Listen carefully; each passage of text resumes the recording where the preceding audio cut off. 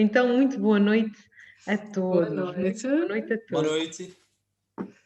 Então, com isto tudo, até perdi o guião. Vejam lá, eu estava tão nervosa com isto tudo que estava a acontecer que até perdi o guião. Isto não é normal. Então, vou improvisar agora. Tenho de improvisar, não encontro o guião, vou improvisar. Muito boa noite a todos. Muito bem-vindos ao 30º episódio Uau. das Conversas Pedagógicas. Quem ainda não me conhece, eu chamo-me Vanessa Viléu. Eu sou educadora de infância, sou cofundadora da Child Diary, e a Child Diary é uma ferramenta de trabalho, é uma aplicação para educadores de infância, instituições que trabalham com as valências da infância e para as famílias. E quem está aqui pela primeira vez, o que são as conversas pedagógicas? As conversas pedagógicas são um espaço de partilha e reflexão em conjunto. Eu comecei por fazer isto offline, a pandemia tornou a oportunidade de fazermos isto online. Então já é hábito todas as semanas, à quinta, às vezes à sexta, mas por norma à quinta, temos aqui encontro marcado às 9. Eu tento sempre convidar educadores, pais, terapeutas, coaches, alguém que tenha algo de relevante para a educação da infância, que faça algo de relevante e com o qual nós possamos refletir juntos. Portanto, se é a primeira vez que está aqui hoje no podcast, é muito bem-vindo e fique já a saber que pode comentar aqui nos comentários as suas partilhas, as suas opiniões, as suas perguntas, e eu vou tentando gerir aquilo que vocês dizem e dar a conhecer o que vocês dizem aos meus convidados. Já passamos aqui aos meus convidados. Antes de passar aos meus convidados, só dizer, agradeço muito a todos os colegas que me têm enviado propostas de convidados para os podcasts. Eu estou a ler, se eu ainda não der resposta, vou dar entretanto. E entretanto, um dos convidados que mais me pedem são se eu conheço algum inspetor. Eu não conheço nenhum inspetor, nem da Segurança Social, nem do Ministério da Educação. Portanto, se alguém me estiver a assistir e conhecer algum inspetor que gostasse de participar aqui no podcast para vir refletir um pouco connosco, está mais do que convidado a fazer a introdução. Eu gostaria muito, porque tem sido muito pedido também. Vamos ao tema de hoje. A semana passada falámos sobre aquilo que está nas manchetes de todos os jornais. Toda a gente fala de ensino à distância, toda a gente fala de educação à distância. Ora bem, a semana passada estive aqui com um painel de educadores que também eram pais, outros não eram, que eram coordenadores, diretores. Estivemos a refletir sobre este assunto e foi estrondoso. Saímos todos daqui um pouco mais empoderados, como dizia a Vera, porque estamos todos juntos e todos a tentar fazer o nosso melhor. Mas quando nós falamos de educação à distância, não podemos falar daqueles que a estão a tornar possível, que são os super pais. E, portanto, eu trago aqui os super pais, eles já vão explicar o que é isto dos super pais, mas eu acredito que super pais, neste momento, somos todos nós e eles já vão explicar um bocadinho. Exato. Obrigada Sim, por terem aceito o meu convite, Sandra. Muito obrigada e pelo Wanda. Foi à convite, primeira, Vanessa. disseram logo que sim. Nossa. Com muito Nós é que gosto. agradecemos mesmo. Exato. Obrigado mesmo. Então, quem é que quer começar por apresentar? Quem é a Sandra? Quem é o Ivandro? Enquanto Começa eu vou sempre procurar assim. pelo nosso guião, se bem que eu acho que nós vamos ficar bem sem guião, mas querem se apresentar a quem nos está a ouvir? O Evandro é sempre um cavalheiro e deixa-me dar sempre a minha Sim, palavra. sim. Sandra sempre. Ora, eu sou a Sandra Caracol, tenho 49 anos, 2 filhos, um com 24 anos, para a semana, e a outra, a Joana. Fui bancária durante 27 anos, deixei de ser em dezembro de 2020, portanto é assim muito recente ainda. Para quê? Para me dedicar a 100% a este projeto. Já vamos falar um bocadinho deles, mas muito rapidamente assim... Fazendo assim um muito breve resumo da minha história, como é que eu passei de uma bancária frustrada porque eu era, vinha da área das artes, que não tem nada a ver com contas e banco, não é? Mas a questão é que, enquanto o meu filho sempre foi um rapaz muito tranquilo, muito responsável, ótimo aluno, a Joana veio para abanar aqui as fundações cá em casa como toda a gente. Ela nasceu já assim com aquela personalidade desde muito cedo, se mostrou muito vincada. Aquela assim, as coisas têm que ser como eu quero, quando eu quero. Foi um verdadeiro desafio para mim. Depois eu separei-me do pai dela, ela tinha apenas 4 anos e aí, em vez de estarem 2 adultos, estava só eu a maior parte do tempo. Até porque o meu filho, portanto, já é o segundo casamento, ele estava 15 dias comigo, 15 dias com o pai, portanto, muito tempo era só mesmo eu e a Joana. E onde é que fica aqui a mãe que sempre foi assim um bocadinho para o mau feitio, explosiva, pouca paciência, com uma criança que exigia imenso de mim? Foi muito complicado. E a partir daí é que eu comecei, primeiro, o que é que eu podia fazer comigo porque eu sentia que era eu que tinha que subir um pouco a minha energia para acompanhar a dela, que era assim, sempre parecia muito acelerada, não é? Porque eu não podia chegar a casa, como aconteceu tantas vezes, oh filha, mãe está tão cansada, por favor hoje, um bocadinho mais calma. Não se pede isto a uma criança de 4, 5, 6 anos, não é? E foi um pouco por aí que eu fui à procura de respostas, primeiro em mim, entrei no desenvolvimento pessoal, depois fazer certificação em coaching emocional, inteligência emocional, depois, entretanto, vinha a Joana a crescer, eu a ficar um bocadinho preocupada com aquela idade, adolescência, não é? Pré-adolescência antes disso, e eu queria muito criar um relacionamento com ela que ser aquela pessoa em quem ela pudesse confiar, contar se tivesse problemas, e não era através daquilo que eu estava a sentir os castigos, aquela constante tensão entre nós que eu sentia que isso fosse acontecer.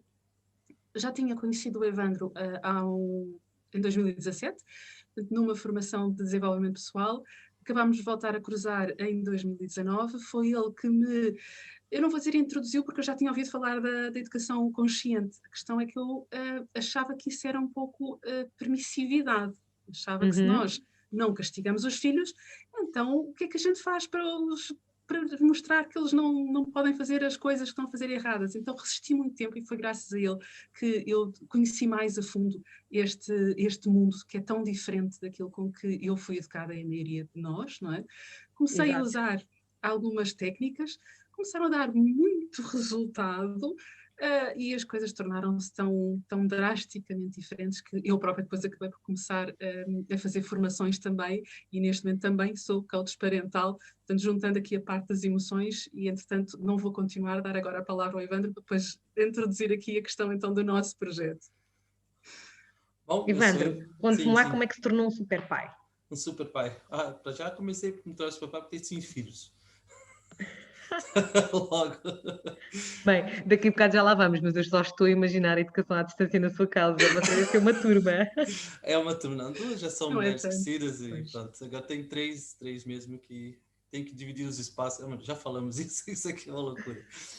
Mas sou um pouquinho mais novo que a Sandra. Um aninho. Imenso. Não, e sou músico profissional, pai de 5 filhos, como disse, e professor, uso a música como ferramenta de desenvolvimento pessoal em todos os projetos que eu me meto. E tenho tido bastante, adoro o que faço.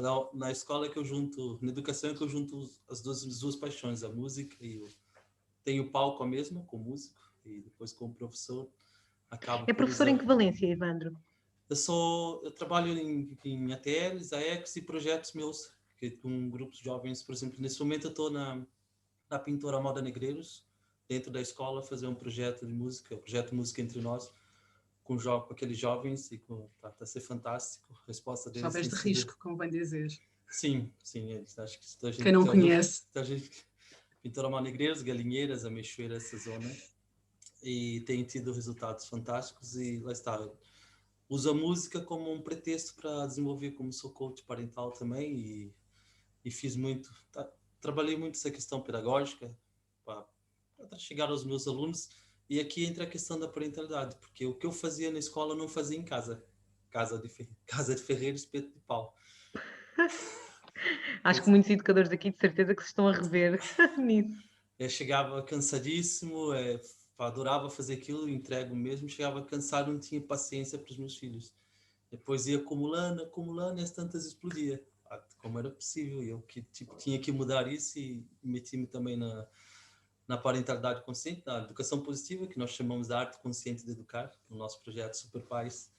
Sim, eu já tive o gosto enorme de ter aqui coaches parentais e falar muito da educação positiva, e é muito bom estarem aqui vocês hoje também a trazer um pouco essa perspectiva, porque eu acho que me quero mais reforçar. A educação pela positiva não é permissividade, não é? A educação pela positiva é muito mais que isso, é uma educação muito consciente, mas não é uma permissividade, não dizemos que sim a tudo, não é? Aos nossos filhos. Não. Todos. Aqui é firmeza com gentileza. Eles precisam de Eu não regras. percebi, Evandro. É firmeza, ser firme e gentil ao mesmo tempo. É Pois. possível. É possível, né, dizer não às crianças de forma gentil e envolvê-los na própria educação. Isso que é Evandro, como pai de 5 filhos, esta pergunta começa já por ti. Diz-me uma coisa. Eu vou-vos tratar por vocês, por tu, porque estamos aqui Ótimo. todos. É como se estivéssemos a beber um café, só estamos aqui umas Exato. quantas pessoas a beber café todas ao mesmo tempo. Evandro, diz-me uma coisa. Pré-Covid, vamos esquecer o Covid. Antes do Covid, qual é que é a tua opinião sobre a educação no nosso país neste momento? A educação, como dizia o meu querido amigo e mentor José Pacheco, da Escola da Ponte, temos uma escola do século XIX, professores do século XX e alunos do século XXI. Isso para dizer que a escola precisa levar uma volta incrível e estamos a perder uma grande oportunidade com o Covid.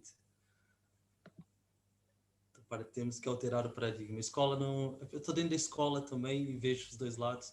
Os professores fazem o melhor que sabem, o que podem, mas o sistema tem que ser mudado. A escola não é inclusiva, desculpa dizer isso, porque não estou a falar com crianças com necessidades especiais, estou a falar no sentido que não só privilegia um tipo de aprendizado, um tipo de inteligência, e acaba por excluir os outros. Aquele que não tem capacidade para estar atento às aulas, para assimilar o conteúdo passado de forma positiva, aquele que não tem que essa capacidade acaba por ser colocado de lado, porque a escola não respeita o tempo de aprendizagem, não apresenta um estilo, não vai de encontro ao estilo de cada um aprender, uns são mais sinestésicos, outros. Há vários estilos de ensino e a escola não consegue fazer isso. O professor, coitado, Achas que é porque existem exigências académicas a mais? Estamos muito concentrados nas competências académicas e estamos a esquecer as outras linguagens todas? As 100 Exatamente, linguagens da criança? exatamente. Estamos muito focados na parte cognitiva, no aprendizado das teorias, isso tudo, né? Mas deixamos as outras competências, realmente, competência emocional que realmente influencia o sucesso e o desempenho das pessoas, das crianças e dos adultos, que depois, quando crescerem, não tem essa competência. E, entre outras todas, o currículo é extenso, estéril, não faz o link com a realidade. É difícil conseguir a atenção e o interesse das crianças quando não conhece a história do professor, não conhece a história do criador daquele conteúdo. Isso que o Augusto Cury chama de humanizar o conhecimento. Faz falta trazer o ser humano para a sala de aula. Para o centro da sala, não é? Exatamente. E os professores têm que arrumar. Há maneiras, o José Pacheco já provou que há, do professor deixar de ser solitário para ser solidário. Não é? E a questão é que dentro da escola há muitas entidades a trabalhar com as mesmas crianças, naquele mesmo espaço, mas parece que cada um está... Embora haja comunicação, mas é muito superficial. Não há uma união de fato, não há um encontro de capacidades. Sim, o que tu estás a dizer é que, apesar dos professores e dos educadores, quer estejam na rede pública ou na privada, às vezes estamos horas e horas a reunir e parece que estamos a comunicar, mas de facto não estamos a comunicar porque não estamos a trabalhar efetivamente a equipa. É isso que tu achas, que tens um olhar aqui um bocadinho mais também de dentro. Ou seja, tu consegues misturar aqui a tua visão como um pai de 5 e também como professor, não é? É essa a tua opinião? Achas que estamos a comunicar muito, mas ficamos ali pela rama, como se costuma dizer, não vamos à raiz da Exatamente, questão. não há uma interação de fato, não há um conjunto de competências para criar um currículo subjetivo onde cada um dá o melhor de si para ensinar as crianças, mesmo envolver os pais na escola.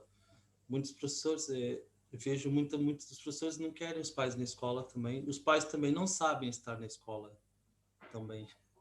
É um fato. Portanto, aqui falta juntar as coisas e colocar a criança realmente no foco, na atenção, no centro da cena, e cada um fazer o melhor de si para a criança. E atenção na criança. Preparar o conteúdo em conjunto, entrar em consenso do que será melhor para o desenvolvimento da criança. A começar pelo melhor currículo. Sandra, eu já te vou passar a palavra porque eu também te vou fazer uma Tudo pergunta, mas bem. agora, Evandro, disseste uma coisa muito importante. Disseste que os pais não sabem estar na escola. Porquê que tu achas que os pais não sabem estar na escola? Os pais entregam a responsabilidade ao professor e que se lixe. Essa que é essa. O Muitos. professor, muitos. É claro que não se pode generalizar, obviamente, mas entregam a responsabilidade da educação também na mão dos professores. E não é verdade? Os pais querem chegar a casa, querem que os TPCs estejam feitos, e meter as crianças a dormir e acabou. É um fato, também tem as suas vidas corridas, é verdade, mas é uma verdade, a questão mesmo é essa, os pais, pá, vão muitas vezes à escola, muitas vezes a criança, como muitos não têm conexão, não estão em contato com os filhos, não é? E é um fato que nós percebemos isso no nosso projeto. A criança querem sempre agradar, não tudo, que às vezes, mas a criança quando faz algo, recebe um comunicado, muitos pais, em vez de querer saber o que se passou, já vão atacar o professor. Tantos a sofrer com isso. E as pessoas também ficam com receio, né? Para além de ter cumprido aquela treta, então, desculpa o termo, das grelhas, ter pouco tempo para os seus próprios filhos, para as suas famílias. Ainda mais com o Covid, parece que o trabalho fica mais acentuado dentro de casa do que se estivesse na escola. Quadriplicou, não é? É verdade. Ainda tem que tem essa preocupação, ter cuidadinhos e pode levar com o pai lá na escola a chatear e acontece, já vi tantas vezes isso. Sandra, como mãe, achas que os pais não saberem estar na escola, é culpa nossa também de docentes? Somos nós os educadores e os professores que também não vos convidamos o suficiente para participarem de forma lúdica, pedagógica e só vos chamamos para, ou para reuniões enfadonhas sobre avaliação, ou porque as crianças se estão a portar mal, ou porque... Achas que só vos chamamos para coisas chatas, vamos lhe pôr assim entre aspas, e não vos chamamos para coisas para participar na educação dos filhos? Por um lado, talvez, mas por outro, conhecendo a realidade também dos meus filhos, não é?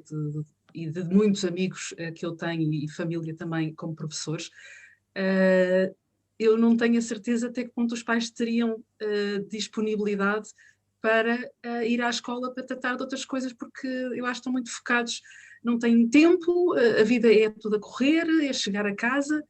Uma coisa que eu notava e que eu acho que está errada na escola, e noto a diferença dos meus filhos com 11 anos de diferença, é que, por exemplo, no primeiro ciclo, o meu filho só tinha aulas de manhã ou de tarde, e quando chegava a casa os trabalhos estavam todos feitos, e neste momento as crianças estão muito mais horas e depois chegam a casa ainda têm que ir fazer os trabalhos de casa.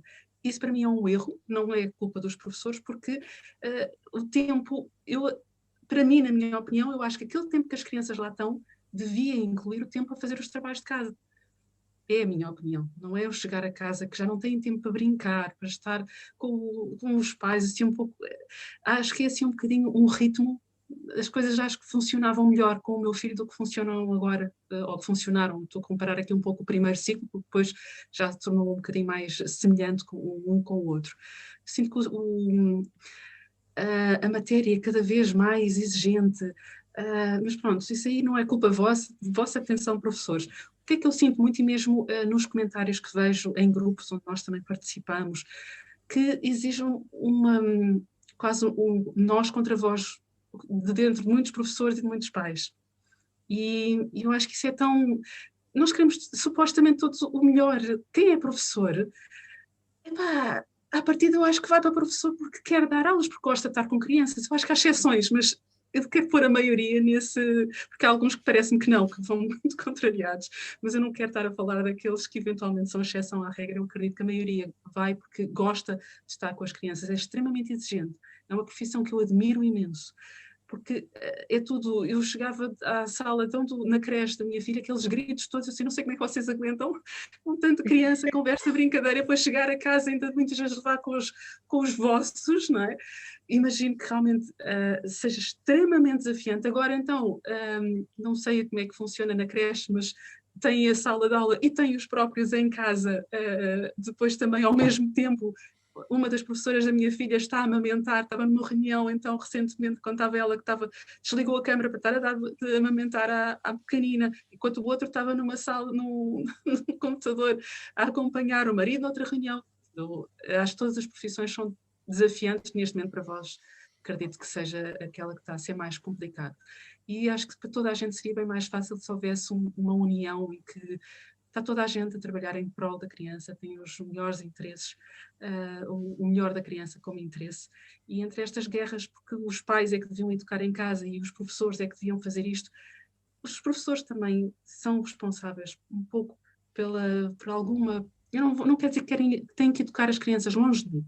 A principal obrigação é em casa, sem sombra de dúvida.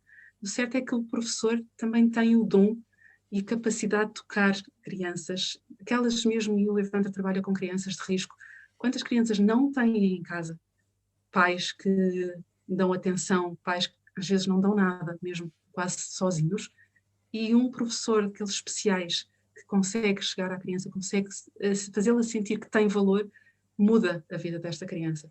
Portanto, o professor tem muito, muito poder na vida de uma criança. Sim, eu falava aqui no podcast há 2 ou 3 semanas, já não me recordo, com a Félia, e ela falávamos disso, de uma das principais consequências do encerramento agora das escolas é as crianças também não só deixarem de estar com os seus pais, não é, com outros meninos, mas também deixarem de estar com os educadores. Nós representamos um pilar emocional muito importante para as crianças, não é? Porque nós representamos uma grande parte da vida delas, porque eles passam mais tempo connosco durante o dia do que depois em casa, não é? Portanto, exatamente. Sandra, mas tu disseste uma coisa muito importante, que esta questão de parece que estamos uns contra os outros, e efetivamente estás certa, e quantos de nós já não foi a grupos de redes sociais, não é? Grupos de educadores ou grupos de educação nas redes sociais, e vimos pais a atacar professores. Sim, não é? Aliás, não é preciso ir muito longe, basta ir a um site de notícias da SIC Notícias a dizer qualquer coisa agora sobre educação à distância e temos pais que dizem horrores sobre os educadores e sobre os professores. Coisas horrendas. E depois também temos o contrário, às vezes professores e educadores que não sabem responder, ou que eles próprios às vezes também dizem coisas menos positivas em relação aos pais. Ou seja, andamos aqui parece que a empurrar uns para os outros, mas isto pré-Covid, isto não é uma coisa só de Covid. Sim, não é. Mas o que é que vocês acham? Vocês, enquanto pais, e a maior parte das pessoas que nos estão a ouvir são educadores, o que é que vocês acham que nós devíamos fazer que nós não fazemos? Para que vocês possam valorizar mais o nosso trabalho, ou para que vocês possam acreditar no nosso trabalho? O que é que acham que faz falta, que nós possamos fazer para tornar isto mais colaborativo? Eu posso dizer que gostava de receber de vez em quando, em vez de dizer só as coisas negativas, dizer, olha, hoje a Joana, por exemplo, portou-se muito bem, eu ouço as tais queixas, a Joana é super faladora, a Joana está naquela idade de bocadinho petulante, resposta tem que ser resposta para tudo, a último. E às vezes aquela sensação de que os professores só servem, a comunicação é só para dizer mal. Agora atenção que eu nunca pensei assim muito a sério nisto, mas acho que a mim iria saber bem de vez em quando receber alguma coisa pela positiva também. Acho que ia-me saber bem, ia aquecer o meu coração, acho que havia aqui um pouco mais de sensação de proximidade. Pronto, aqui o professor não está só preocupado em fazer-me chegar a mim as coisas negativas, aquilo que eu preciso de chamar a atenção, o castigo, que muitas vezes é aquilo que quase que está subjacente.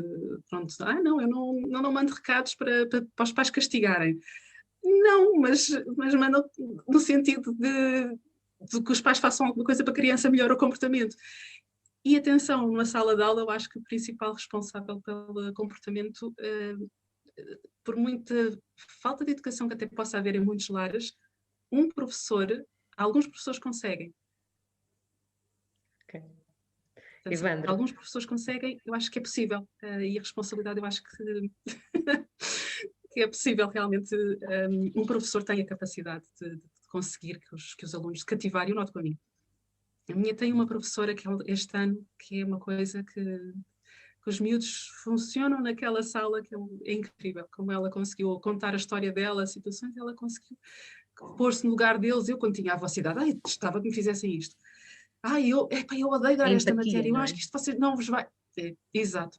Acho que isto não traz nada para o vosso futuro, mas eu tenho que dar, olha, desculpem.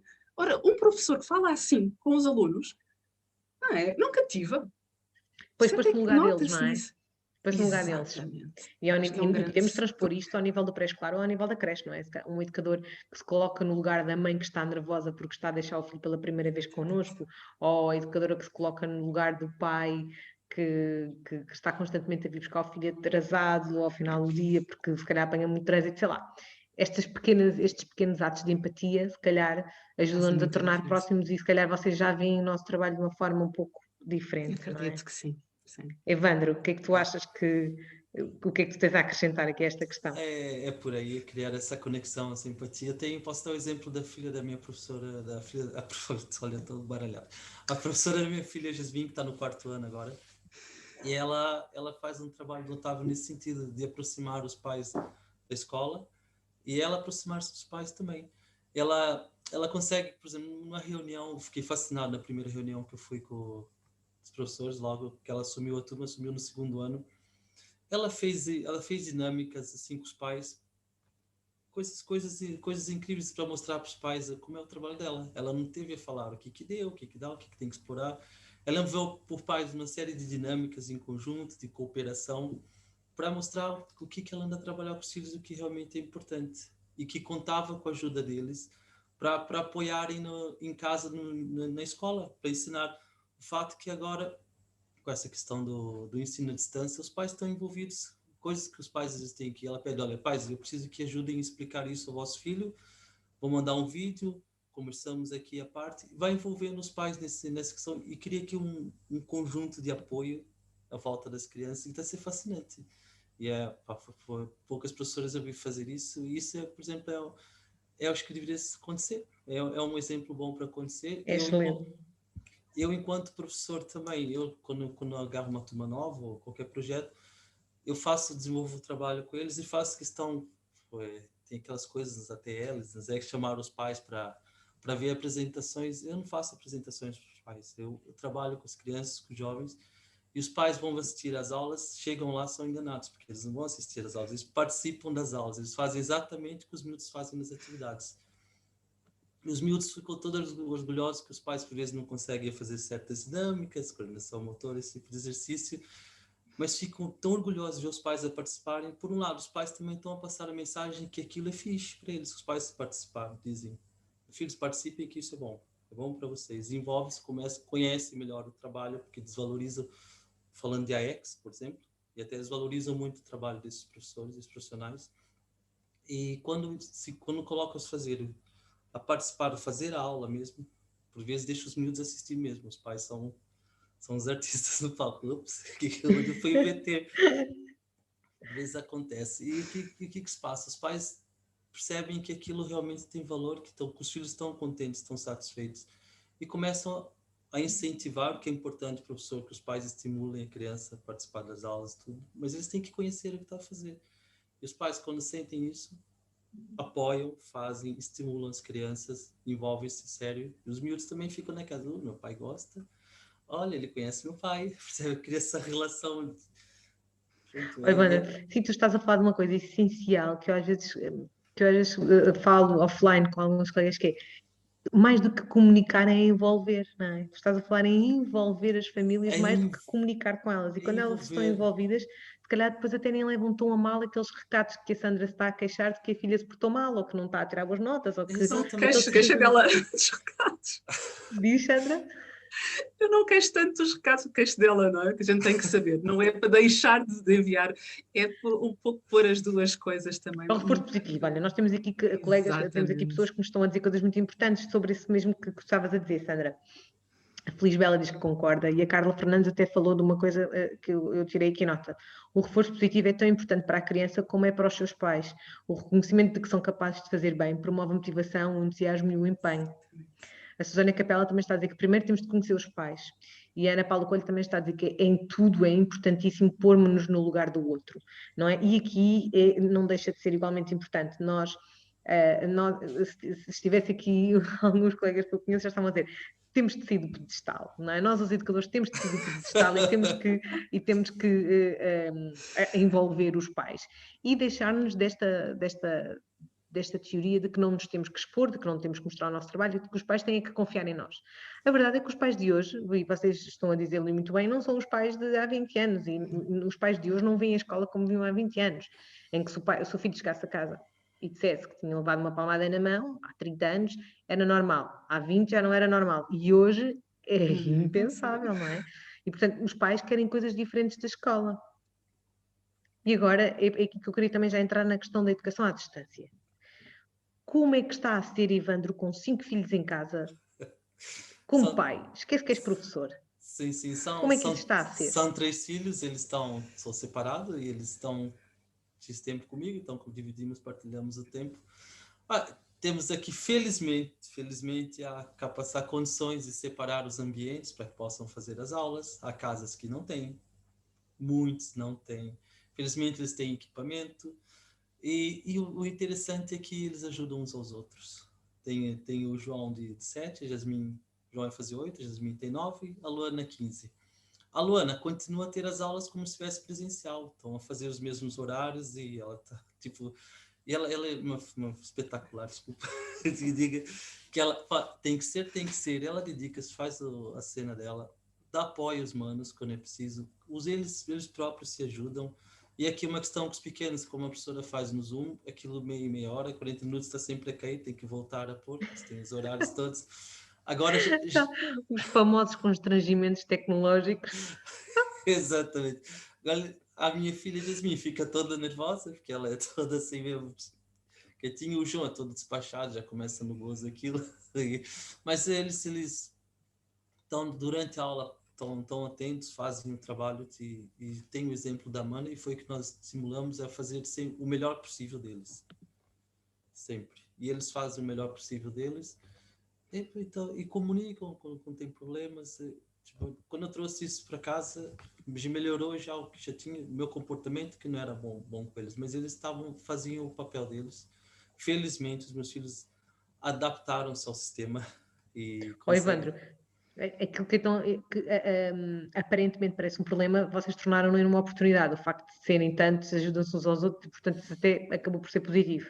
Assim, há rotinas, cada um sabe o que tem que ser feito, porque eles envolve eles na educação deles. Criamos aqui, se nós vamos falar sobre isso, nós criamos o que tem horário tem que ser cumprido, o que não tem que ser cumprido, decidimos em conjunto o que vamos fazer. Portanto, eles estão à espera daquele momento para estar só com o pai, um deles só com o pai, estão à espera daquele momento para a Jasmine, ela vai às compras comigo, então vai fazendo as coisas que ela é uma miúda um bocado insegura e puxo por ela vai falar, ela que paga e ela está a soltar-se. Tudo é oportunidade, todos os momentos são oportunidades para crescimento aqui. E essa história... Mas Evandro, mas tu não achas, por exemplo, na tua filha que estás a dizer que ficou com o horário igual ao escolar, mas em aulas online, tu não achas que isso é demasiado? A tua filha consegue estar concentrada todo esse tempo? Acho demasiado, sim, e ela consegue, felizmente. Lá está, minha filha adequou-se, desde pequena ela habituou-se bastante a ter atenção, ela percebeu que ao prestar atenção na aula, poupa ali trabalho e estresse na hora dos testes. Então ela presta atenção na aula, faz os apontamentos que tem que fazer e já não se preocupa com os testes, por exemplo. Que ela própria disse que é um mal necessário, tem que ser, então ela faz. Portanto, mas é cansativo e ela acha terrível. E esses dias estávamos a conversar e ela mencionou, epa, agora eu sei porque que os meus colegas gostavam do pai, nas atividades que fazia, por causa das histórias. Tem uma professora que está sempre a contar histórias, porque a gente adora, é a professora que nós mais gostamos, aqueles que vêm partilhar as histórias delas e começam a contar as histórias que eu estava a falar isso também no início, né? Humanizar consegue cativar com as histórias. Exatamente, é humanizar o conhecimento, é contar as histórias de quem criou aquele conhecimento, o que sofreu, que também foi uma criança, que teve problemas de dificuldades da escola, teve problemas, né? E ela adora isso, e ela, felizmente, ela está, eu tive sorte nesse aspecto, ela adaptou-se bem ao sistema, mas é pesado. Sandra, tu também não achas que é pesado o estarmos a transpor aquilo que é a educação presencial para o ensino à distância, para a educação à distância? Isto não é demasiado, os miúdos não estão, então andamos uma vida inteira a dizer que eles não podem passar muito tempo em frente aos ecrãs. E agora passam todas as aulas como se estivessem na escola, mas enfrentam um ecrã sentados numa cadeira. Felizmente não é o caso. Não tem a transposição de horários, tem um horário muito mais leve. Só tem manhã, por exemplo, enquanto na escola tinha manhãs e alguns horários para a tarde. Só tem manhãs, tem praticamente uma disciplina por semana, portanto tem os horários e tem meia hora com a professora e depois 20 minutos para trabalho sozinhos, para fazerem algum trabalho que a professora tenha dado. Mas vocês está muito mais leve. Mas qual é a vossa opinião sobre isto? Sobre o facto de haver este transporte daquilo que era o presencial agora para o online, para passarem muito tempo online, em idades pequeninas, com certeza que conhecem outros pais que devem estar a falar convosco e queixarem-se. Qual é que é a tua opinião, Sandra? Isto é assim que deve ser porque os pais precisam trabalhar e ao menos as crianças estão entretidas? Ou isto é uma violência enorme para famílias e para crianças? Na tua opinião? Sinceramente, tenho dificuldade em em dizer o que é que eu acho que devia ser, porque eu só dou uma opinião quando consigo dar uma alternativa. E eu acho que a escola, como está, ninguém consegue, ninguém estava preparado, está a correr melhor, no meu entender, do que aconteceu o ano passado, março, abril. Pelo menos os professores da minha agora dizem, não quero, vocês não é para verem as aulas de televisão, que já eram, até porque a matéria não vai estar a acompanhar nem nada, não querem mesmo que eles vejam. É violento, sem dúvida, mas o certo é que os pais também estão em casa, precisam trabalhar, e o que é que eles fazem com a criança, se a criança não estiver a assistir às aulas? Então, acho que não consigo, sinceramente, ainda dar olha, isto não devia ser assim e devia ser de outra forma. Como eu não consigo arranjar aqui uma solução que fosse boa para toda a gente, eu tenho dificuldade em criticar a forma como está feito. Agora, acho, sinceramente, transpor o que era e o máximo de regras acho que é um exagero, como os professores da minha filha diziam que não podem ter os cães ou os animais de estimação no quarto, ou na sala. Mas porquê? Porque não os levam para a escola, está bem? Mas se a escola está em casa, há cães que, por exemplo, ficam a ladrar se estiverem postos fora Que do ideia tão espaço. interessante. Acho assim um bocadinho exagero, não é? Há aqui um pouco de exagero, sem sombra de dúvida, mas vendo pelo lugar dos pais e mesmo quem é, por exemplo, professores que estão a dar aulas com as crianças do outro lado, não têm crianças elas próprias pequenas em E com os casa. próprios filhos ao lado. Exato, é isso que eu quero dizer, pequenas em casa, tantos filhos, o que é que eles fazem se essa criança tiver menos tempo online e com os Mas professores? imaginem, crianças pequenas, e de certeza que vocês se lembram dos vossos filhos pequenos, e estamos aqui, Sim, estão aqui Isto, pais a se falar, fosse a por minha exemplo, dos quando filhos ela do era, primeiro ano. eu não conseguia fazer nada. É que não conseguem fazer nada à mesma, porque uma criança dessa idade não é autónoma do ponto de Não, vista Sim, digital. sim, E, sim, é portanto, verdade. está numa sessão síncrona, mas se tiver o dia inteiro em sessão síncrona, ou uma manhã inteira na sessão síncrona, Não sei, muito se foram provavelmente crianças ou perde a pequenas, atenção também, ou tem que ter o adulto ali ao lado. Tem, é tem. verdade. Teve um post esses dias que te dizia que esses charts de brincadeiras e piadas a dizer a professora toda orgulhosa que preparou um vídeo fantástico de 20 minutos, que os miúdos demorou 3 horas para preparar um vídeo fantástico que os miúdos interessante para não cansar os miúdos. E a mãe do outro lado, a visão da mãe, nossa, a professora não quer trabalhar 20 minutos e depois, o que eu faço o resto do dia com os meus filhos? Como que eu trabalho?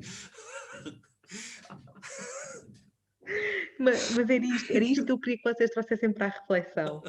Era isto, porque nós educadores, e eu confesso, eu própria, eu estou muito preocupada, e olha, ainda bem que estamos mesmo a ter esta conversa, porque eu acho que nós educadores estamos muito preocupados com as crianças, e temos que estar, porque é esse o nosso papel, estamos muito preocupados com as crianças, e achamos uma coisa em relação aos pais e vocês estão a provar outra, ou pelo menos estão a trazer o outro lado da moeda, que é, ok, então mas vocês só estão com os meus filhos um bocado, quem é que vai estar com eles o resto do tempo, se eu tiver de trabalhar? Isto é tão interessante vocês estarem a trazer este assunto para a reflexão, porque é mesmo muito importante. Depois temos aqui pessoas, pais, colegas também, acredito, que estão a falar de sessões. A Juca, a Maria Jesus Sousa está dizendo, no meu grupamento, o primeiro ciclo tem uma aula síncrona por dia, 45 minutos, não são estes horários tão censos. Porque eu também eu concordo com o que a Juca está a dizer, que os horários muito extensos eu acho que não têm bom senso. A Teresa Martins está a dizer muito bem, crianças pequenas com horário normal é uma violência, não é? Não há bom senso, está a Ana Paula a dizer. A Marisa Pereira também está a dizer, eu a dar aulas de apoio, a assistir a outras aulas, o meu filho com 9 anos no 4º ano e um pequeno de 19 meses, fujam, não queiram saber. Imagino. Isto é de uma violência enorme para os pais e depois é uma violência para nós educadores ou professores de primeiro ciclo, porque eu estou aqui a pensar um bocado nas crianças mais pequenas, quer dizer, Que não tem estarmos todos em autonomia, frente a um exatamente. computador a tentar fazer o Exatamente. nosso trabalho, mas ao mesmo tempo a ajudar o filho, mas depois entretanto o filho já está a contar as moscas no teto e a mandar coisas para como é que ninguém aprende? Se aquilo que se quer é que aprendam, não há, como é que a aprendizagem é assim? Quer dizer, na sala de aula já é uma violência, prender a atenção das crianças os 40, 50 minutos da aula já é difícil. É preciso ter livre de jogo de cintura. Quanto mais sozinhas, na frente do computador. Mas mesmo para os adolescentes, vocês não sentem que os vossos filhos adolescentes precisam de estar com os colegas? Quer dizer, não é por acaso que as aulas são de 50 minutos ou de 90 e depois há um intervalo. Vocês não sentem que eles também precisam ali? Falta esse contato humano. A escola tem esse papel fundamental, que é o socioemocional, o contato humano. E nesse momento também está a fazer falta para aquelas crianças que não têm essas condições que eu tenho em casa, por exemplo. Tem espaço para colocar cada um num sítio a trabalhar, nem famílias que consigam realmente dar apoio a eles numa dificuldade. Quantas. Portanto, a escola faz imensa falta esse contato todo. Ou seja, tu estás assim, até que ponto é que os alunos, estou eu a pensar, eu se fosse adolescente agora, e se me obrigassem a estar com aulas a seguir a aulas, e mesmo que me deixassem ir à casa de banho pelo meio, mas com aulas a seguir a aulas online o dia inteiro, eu ia passar o tempo todo no WhatsApp ou no Messenger do Facebook a falar com os meus amigos. Eu, se fosse adolescente, eu tenho a certeza que iria acabar mais tarde ou mais cedo por fazer isto, porque não há capacidade de concentração para estar tanto tempo sentado Lá está. a olhar. Perguntas à minha filha Luana, e ela presta atenção, faz o que tem que ser feito, mas também está o tempo todo no chat com os amigos, no WhatsApp, trocar mensagem. Mas consegue fazer, está atenta, assimilar a matéria, e depois da vazão tem que ser aprendido, mas não deixa de trocar mensagens. Ivandro, mas consegue porque começou agora. Tu achas que se isto durar um mês, ela consegue durante o mês manter este registro e esta capacidade de concentração online? Eu acredito, estou fora. Está, a Luana, ela é fora de vulgar. Ela é fora de vulgar. É uma miúda que lê um livro por semana. Mas tu tens 5, pensando nos teus outros filhos. Achas que... Não, o João e a Jasmine não.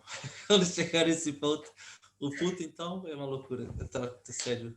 São todos Sandra, diferentes. e tu, o que é que tu achas? Achas que a tua filha vai aguentar isto muito mais tempo? Esta concentração, conseguir estar a trabalhar Ela já se queixa que é demais e eu acho que também não podia ser menos. Da forma, eu acho que mesmo assim que a escola dela até conseguiu um bom equilíbrio. Um bom equilíbrio. Sim, isso acho que sim, desta vez estão bem melhor do que a outra vez.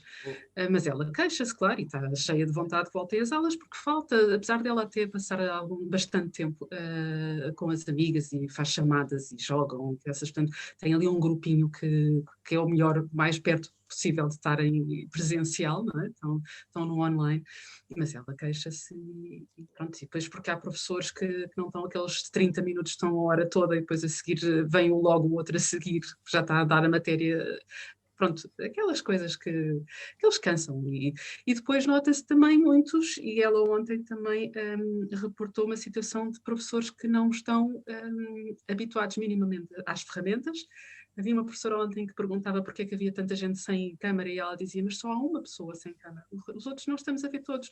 E ela insistia e acabou por ir fazer queixa para os outros professores a dizer que havia muitos alunos sem câmara que não era suposto. Portanto, aquela...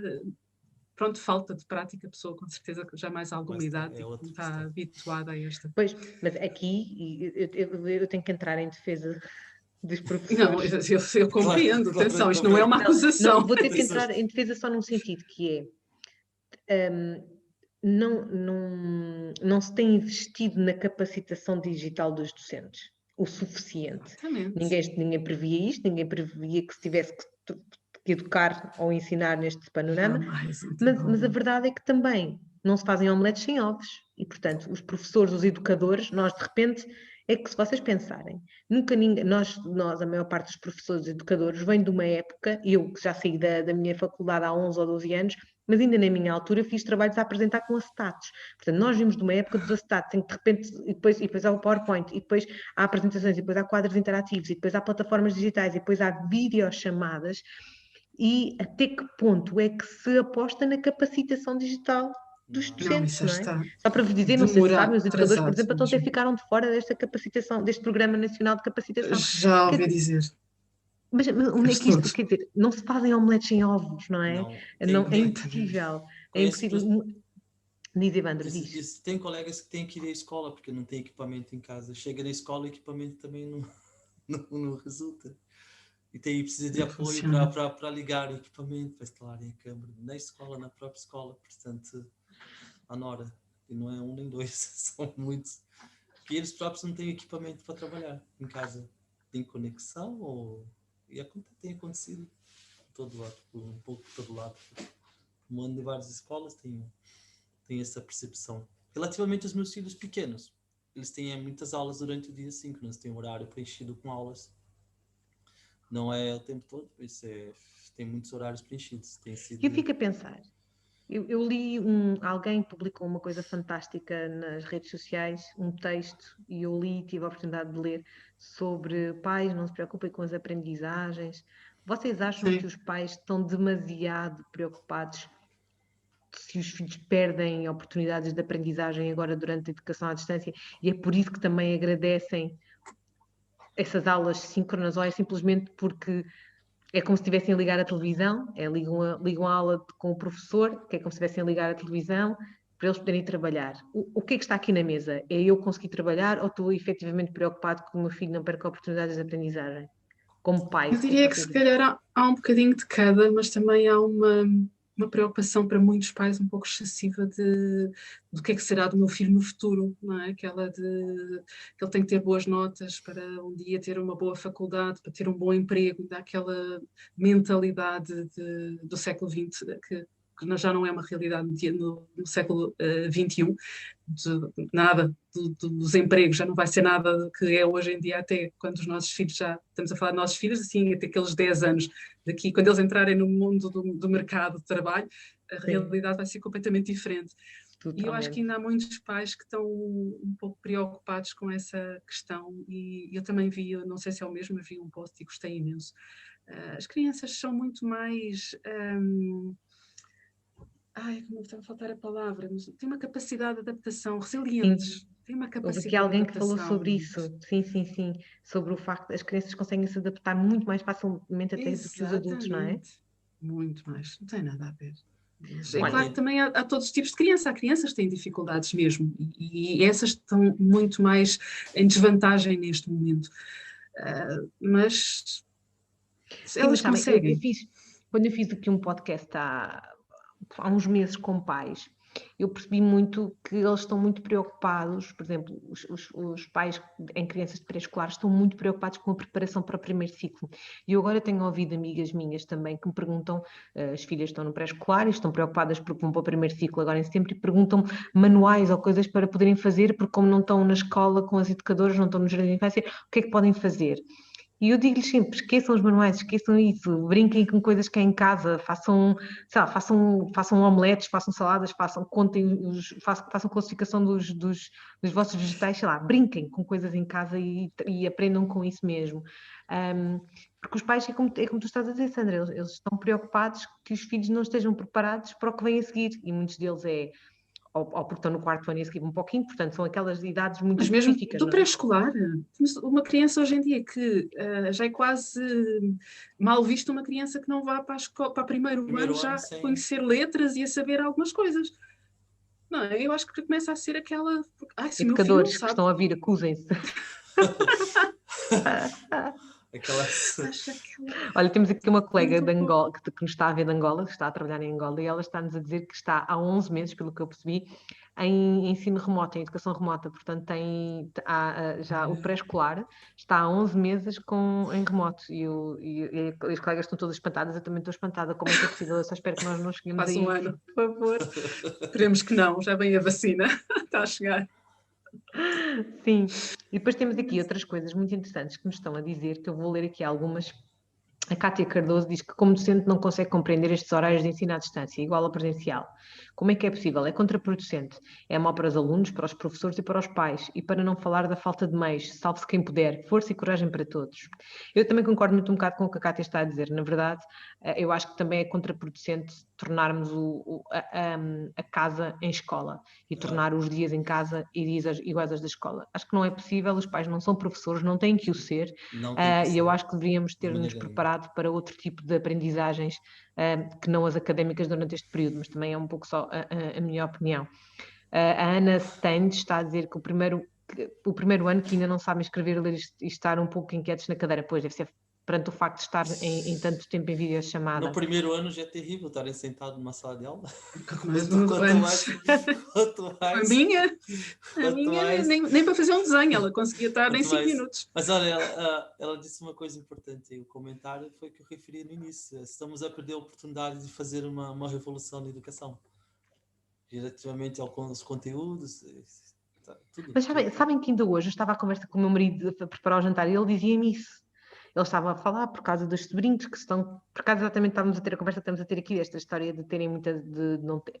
Por acaso o que ele estava a queixar é que os sobrinhos não têm aulas síncronas, ou seja, não há aulas síncronas, e por não haver aulas síncronas, não se sabe o que fazer o dia inteiro com os miúdos. Portanto, há uma ausência total de aulas síncronas. E estávamos a ter esta conversa, e o João, o meu marido, estava a dizer, isto é a oportunidade que nós temos para mudar este sistema, para mudar os conteúdos que são aprendidos, para mudar a forma como se ensina. E eu sou obrigada a concordar. Eu acho que para quem está de fora da educação, que vê isto de uma forma muito mais pragmática do que nós que estamos cá dentro, há uma necessidade de mudança, na vossa opinião, não é? Completa. E não é pouco. É mesmo mudar completamente o paradigma, na minha opinião. Mas é tudo. Por exemplo, estamos a ensinar às crianças do 3º ano o corpo humano, e eu pergunto, porquê que uma criança com 8, por aí, não é? 8 anos, tem que saber ossos e toda a composição quase do corpo humano, e agora está com as rochas, e porquê que não, em vez disso, não ensinamos as faculdades da inteligência emocional, que eles são muito mais necessárias para o futuro do que saber os ossos, saber os nomes das pedras, que a minha filha anda farta de reclamar, tem que saber os nomes das pedras, todos os tipos de pedras. E já nem falo ainda cima numa realidade... Já nem falo dos testes. Numa realidade em que eles têm toda a informação na mão, com o telemóvel. Há tanto outro conteúdo que faz falta de eles saberem lidar com as suas emoções, porque aqueles maus comportamentos, as birras, porque atenção, birras não é só de criança pequenina, até adultos fazem birras. Portanto, aquelas explosões de não saberem lidar com a frustração. Isto são coisas que também deviam ser dadas na escola. Faz cada vez mais falta entrar neste conteúdo mais Olha, mais a Helena humano, Pica está a dizer uma coisa muito interessante. Olha, Helena, eu tenho que aplaudir. A Helena Pica disse assim, as pessoas queixam-se de tudo. Se há muitas aulas e se há pouco, há pouco. É verdade. Por isso é que eu digo que não consigo dar uma sugestão, porque os dois lados é muito complicado. Nunca vai ser possível encontrar... Mas se calhar... Nunca vai ser, não sei, mas... Se calhar é porque se está a tentar dar a mesma fórmula a toda a gente, e se calhar não devíamos estar a individualizar, não é? Seja transpor seja no online como no presencial é a mesma coisa. Parece que a ovelha tem que aprender tudo ao mesmo tempo, da mesma coisa, do mesmo jeito. Não é possível. É isso, estás a tentar transpor algo que não estava bem no presencial para o online, que ainda fica pior. Pois, é um bom não ponto. Pode, realmente é um bom ponto. Não vai fazer sentido, não é? Não vai fazer muito sentido. A Ana Santos está a falar que na Alemanha, à sexta-feira vão buscar um molho de fichas e depois na outra sexta-feira levam um molho de fichas preenchido. E não é só na Alemanha, eu tenho visto muitos colegas em pré-escolar a fazer isso aqui também, a enviar fichas ou um conjunto de propostas ou desafios, como lhes chamam, e até à próxima sexta-feira têm que estar mais ou menos feitos. Está bem que é o ritmo dos pais. É que não é ao ritmo das crianças, é ao ritmo dos pais, porque são atividades que, na sua maioria, precisam de ajuda do adulto. As crianças não sabem ler enunciados das fichas, as crianças não sabem interpretar aquilo que lhes é pedido se ninguém lhes ler ou perguntar o que é preciso fazer, não é? Isso é outra história. Viu o post de um pai também, isso na área da comédia, a falar para os professores: como é possível? Os pais têm que participar da aula também, não tem como ficar de fora, que eu estou a passar o pé do meu filho, a ter aula. Daí o meu filho diz: pai, me ajuda aqui nessa conta desse mal. Eu não me lembrava nem na escola, como que eu vou me lembrar agora. E é a vergonha que a gente passa. E ele sugeriu que os professores temos que arrumar uma solução. Os professores têm que proibir os filhos de fazer perguntas aos pais durante a aula online. Por exemplo, olha, eu tenho que vos ler aqui uma coisa que a Sandra Patrícia Vilela Abreu disse, e isto é outro ponto muito bom para se trazer aqui para a reflexão, que é cabe-nos a nós, como educadores, começarmos a orientar os pais para a importância de a criança se conhecer a si próprio e deixar o vínculo de saber ler e escrever. Ou seja, pais, aquilo que nós estamos a tentar dizer, que se calhar é um bocadinho também que a Sandra estava a dizer, a culpa também é dos pais, porque os pais exigem-nos... Exigem. Que a criança tem que saber ler e escrever antes de ir para o primeiro ciclo. A criança, se o meu vizinho de cima já faz xixi e cocó sozinho, o meu filho tem a mesma idade. As comparações são terríveis. As comparações, esta exigência toda dos achievements, não é? São conquistas. Tem que ser conquista atrás de conquista e parece que estamos numa máquina ali a dizer, já sabes fazer isto, então agora vais fazer aquilo, agora já vais fazer aquilo. E é assim, é uma linha progressiva de coisas que se tem que aprender. Isto tem que acabar. Eu estive a falar da escola, que no respeito ao tempo de aprendizagem, e aqui momento, cada ser é um ser diferente. Nós somos adultos sempre, somos todos diferentes, mas queremos que as crianças sejam todas iguais. Os próprios pais não respeitam o tempo de cada criança. É verdade. Estão sempre naquela, já devia saber isso. Estão a dizer à criança que aquilo que ela não serve, que ela devia ser outra coisa. A comparar, olha, o teu amigo já faz isso, o teu amigo já faz aquilo. Não respeitam o próprio tempo de aprendizagem do próprio filho. Como que na escola também vamos fazer o mesmo, não é? Quando os professores até tentam, há professores que até fazem, conseguem encontrar uma dinâmica possível dentro do sistema, mas depois vem os pais, olha, meu filho vai ficar atrasado, olha, meu filho não sabe isso, olha, meu filho não sabe aquilo. E não dão tempo para desenvolver. Evandro, por exemplo, aqui a Marisa Pereira está a dizer que nós, os educadores, é que também temos que mudar, ajudar, somos aqui a essência da mudança, nós somos os responsáveis por esta mudança, mas tu não achas, e Sandra, tu também, vocês não acham que os pais também têm que mudar a expectativa, ou seja, também até que ponto é que nós, educadores, conseguimos mudar a expectativa de toda uma sociedade que espera de nós, enquanto responsáveis pela educação do filho, que não somos os únicos, mas Sim, que a sim. temos, de fazer com que as crianças aprendam aquilo que supostamente se tem que aprender. E como é que nós conseguimos desconstruir isto? Isto está mesmo enraizado? Estamos a tempo ainda de mudar isto? Estamos sempre a tempo. E o Sim. nosso projeto vai mesmo nesse sentido, de mudar mentalidades, de fazer os pais perceberem o quanto usar a forma de educar com que nós fomos educados não é, neste momento, com as crianças de hoje em dia, já não funciona. Mudar esta realidade, de dar a conhecer alternativas, porque muitas vezes nós resistimos àquilo que não conhecemos, porque achamos que aquilo que conhecemos sempre funcionou, será? Eu pergunto, quantos adultos não têm tantos problemas a nível emocional, dificuldade de gerir, ou seja, uns porque explodem, porque não têm paciência, outros porque carregam tudo e às costas eu tenho que aguentar tudo e depois vêm imensos problemas de saúde. Conheço tantos, porque uma grande percentagem das doenças físicas vem do emocional, são provocadas pelo emocional. E é esse o nosso sonho, é isso que nós estamos a trabalhar, tanto nos apaixona, é mudar esta perspectiva dos pais, dar a conhecer uma outra forma de educar, que funciona tão bem, tem tido tantos resultados connosco que nós queremos passar a outros pais. E tu achas que isso vai ajudar também a que mude então esta expectativa face à educação? Que passem então a valorizar a educação emocional? É o valorizar, dar o melhor em vez das metas do que é que ele atinge, de ser muito bom aluno. O aluno, se calhar, não tem capacidade, nem todos têm de ser o melhor aluno da turma. Mas valorizar que estão a dar o seu melhor. Evandro, tu falas muito bem sobre esta questão. É pôr o foco no ser em vez do ter. Exatamente. Podes repetir, Evandro, que eu não percebi. É pôr o foco no ser em vez do ter.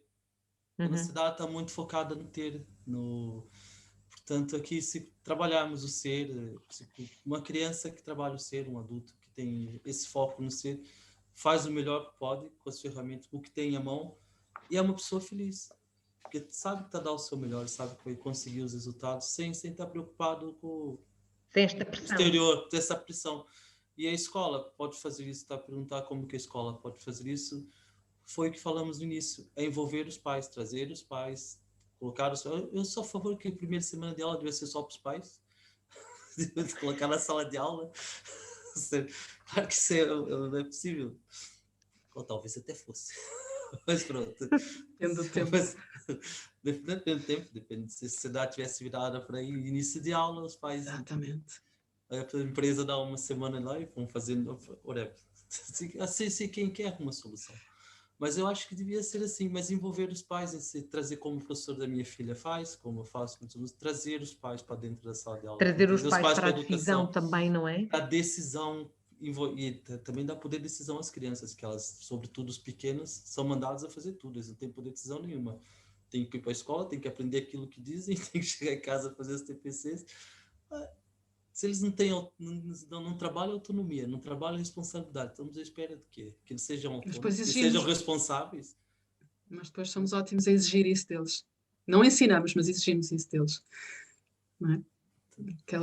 Esta questão mesmo do deixar, o confiar mais nas crianças, e eu nos processos de coaching que faço, quantas mães não estão em cima dos filhos, para perceber se ele entra na sala a horas, se faz os trabalhos, se está à procura e se entrega tudo feito. Mas tive uma mãe esta semana que ficou muito ofendida com o filho, porque ele resolveu dizer à professora que não tinha conseguido, antes de esgotar todas, achava ela, todas as possibilidades, porque aquela coisa que os trabalhos têm que ir bem feitos para a escola. Mas porquê? A criança está a aprender, tem direito de não saber. Deixem as crianças errar, deixem as crianças, às vezes até sofrer a consequências. Chega porque agora, porque não acordou horas, há algumas idades em que nós temos que os deixar ser responsáveis e assumir as consequências dos seus atos. Houve um dia que a minha filha, eu acordei, porque temos aquele acordo, em que ela prefere ser acordada por mim do que pelo despertador. Eu compreendo que o toque do despertador consegue, ao fim de algum tempo, aquilo já só ouvir aquela música já é. E eu acordo com brincadeira. Exatamente, exatamente. E a segunda vez, que ela tem que ser duas, a segunda vez ela estava assim, mãe, deixa-me só mais um bocadinho. Disse, olha, Joana, eu não te volto a chamar. Portanto, vê lá. O certo é que ela adormeceu. E o certo é que chegou atrasada à aula. E assume a responsabilidade, e a partir daí, aquilo, assim que eu chego lá a segunda vez, já está toda. E é isto que nós precisamos de ensinar aos nossos filhos a assumir a responsabilidade dos seus erros. Também, se nós estamos lá a cuidar de tudo, andar sempre atrás deles para garantir que eles fazem as coisas, que acertam tudo, como é que eles vão aprender a ser responsáveis? Como é que eles vão aprender que as suas decisões têm consequências e um dia, quando chegar àquela tão temida idade, da adolescência e tudo, que habituados a pensar pela sua própria cabeça, nós temos que os deixar errar. Sabes que estás a levantar uma questão muito interessante, que é interessante, que não tínhamos preparado isto no guião, já estamos completamente fora do guião. Sandra, estás-me a fazer pensar naquela ideia que é muita de... Sabes, quando eu, enquanto educadora, quando falava com alguma mãe sobre alguma coisa, sei lá, alguma coisa que me estava a preocupar, ou aquela criança efetivamente naquele dia tinha-se portado mal, e eu até aproveitei ao final do dia e estava ali a ter uma conversa com a mãe. Eu sinto sempre que as mães e os pais, mas aqui vou falar um bocadinho mais para as mães, Ivandro, eu acho que vais concordar comigo. É um mundo mais feminino, ele sabe perfeitamente habituado. Quando nós dizemos alguma coisa em relação ao filho, elas percebem como uma consequência daquilo que elas fazem enquanto mães. Portanto, se o meu filho está a fazer isto é porque sou eu, mãe, que estou a errar em alguma coisa. E tu achas, eu não sou psicóloga, eu sou educadora, mas estou aqui a fazer, achas que existe aqui uma projeção daquilo que ou seja, a educadora, depois a mãe projeta-se na educadora e não quer que a educadora replique os seus próprios erros enquanto mãe, então a educadora tem que compensar os erros da mãe. E, portanto, a educadora tem que ensinar aquilo que a mãe não ensina. Não sei, estou aqui a tentar refletir e pensar até que ponto é que nós projetamos nos educadores aquilo que não somos como mães ou aquilo que queremos ser como mães e que acreditamos ser, não é?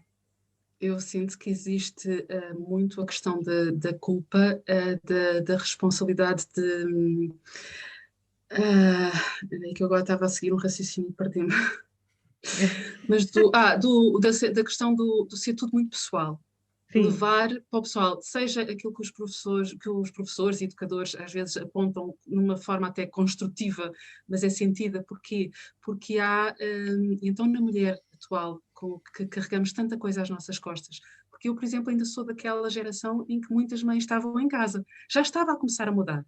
Mas ainda havia muitas mães que estavam em casa, que era o pai que trabalhava, que trazia o dinheiro para casa. As coisas foram mudando aos poucos, mas neste momento a mulher está a trabalhar fora de casa, mas continua a assumir em muitos lares ainda a maior parte da responsabilidade da casa, dos filhos. É uma carga muito pesada. Depois, muitas vezes, não tem tempo para cuidar de si, começa a perder paciência, motivação, começa a ir abaixo, começa a se sentir culpado. Depois isto é uma bola de neve. E então qualquer coisa que às vezes lhe é dito, que pode ser de uma forma muito positiva, está a tocar naquelas feridas que eu não sou uma mãe.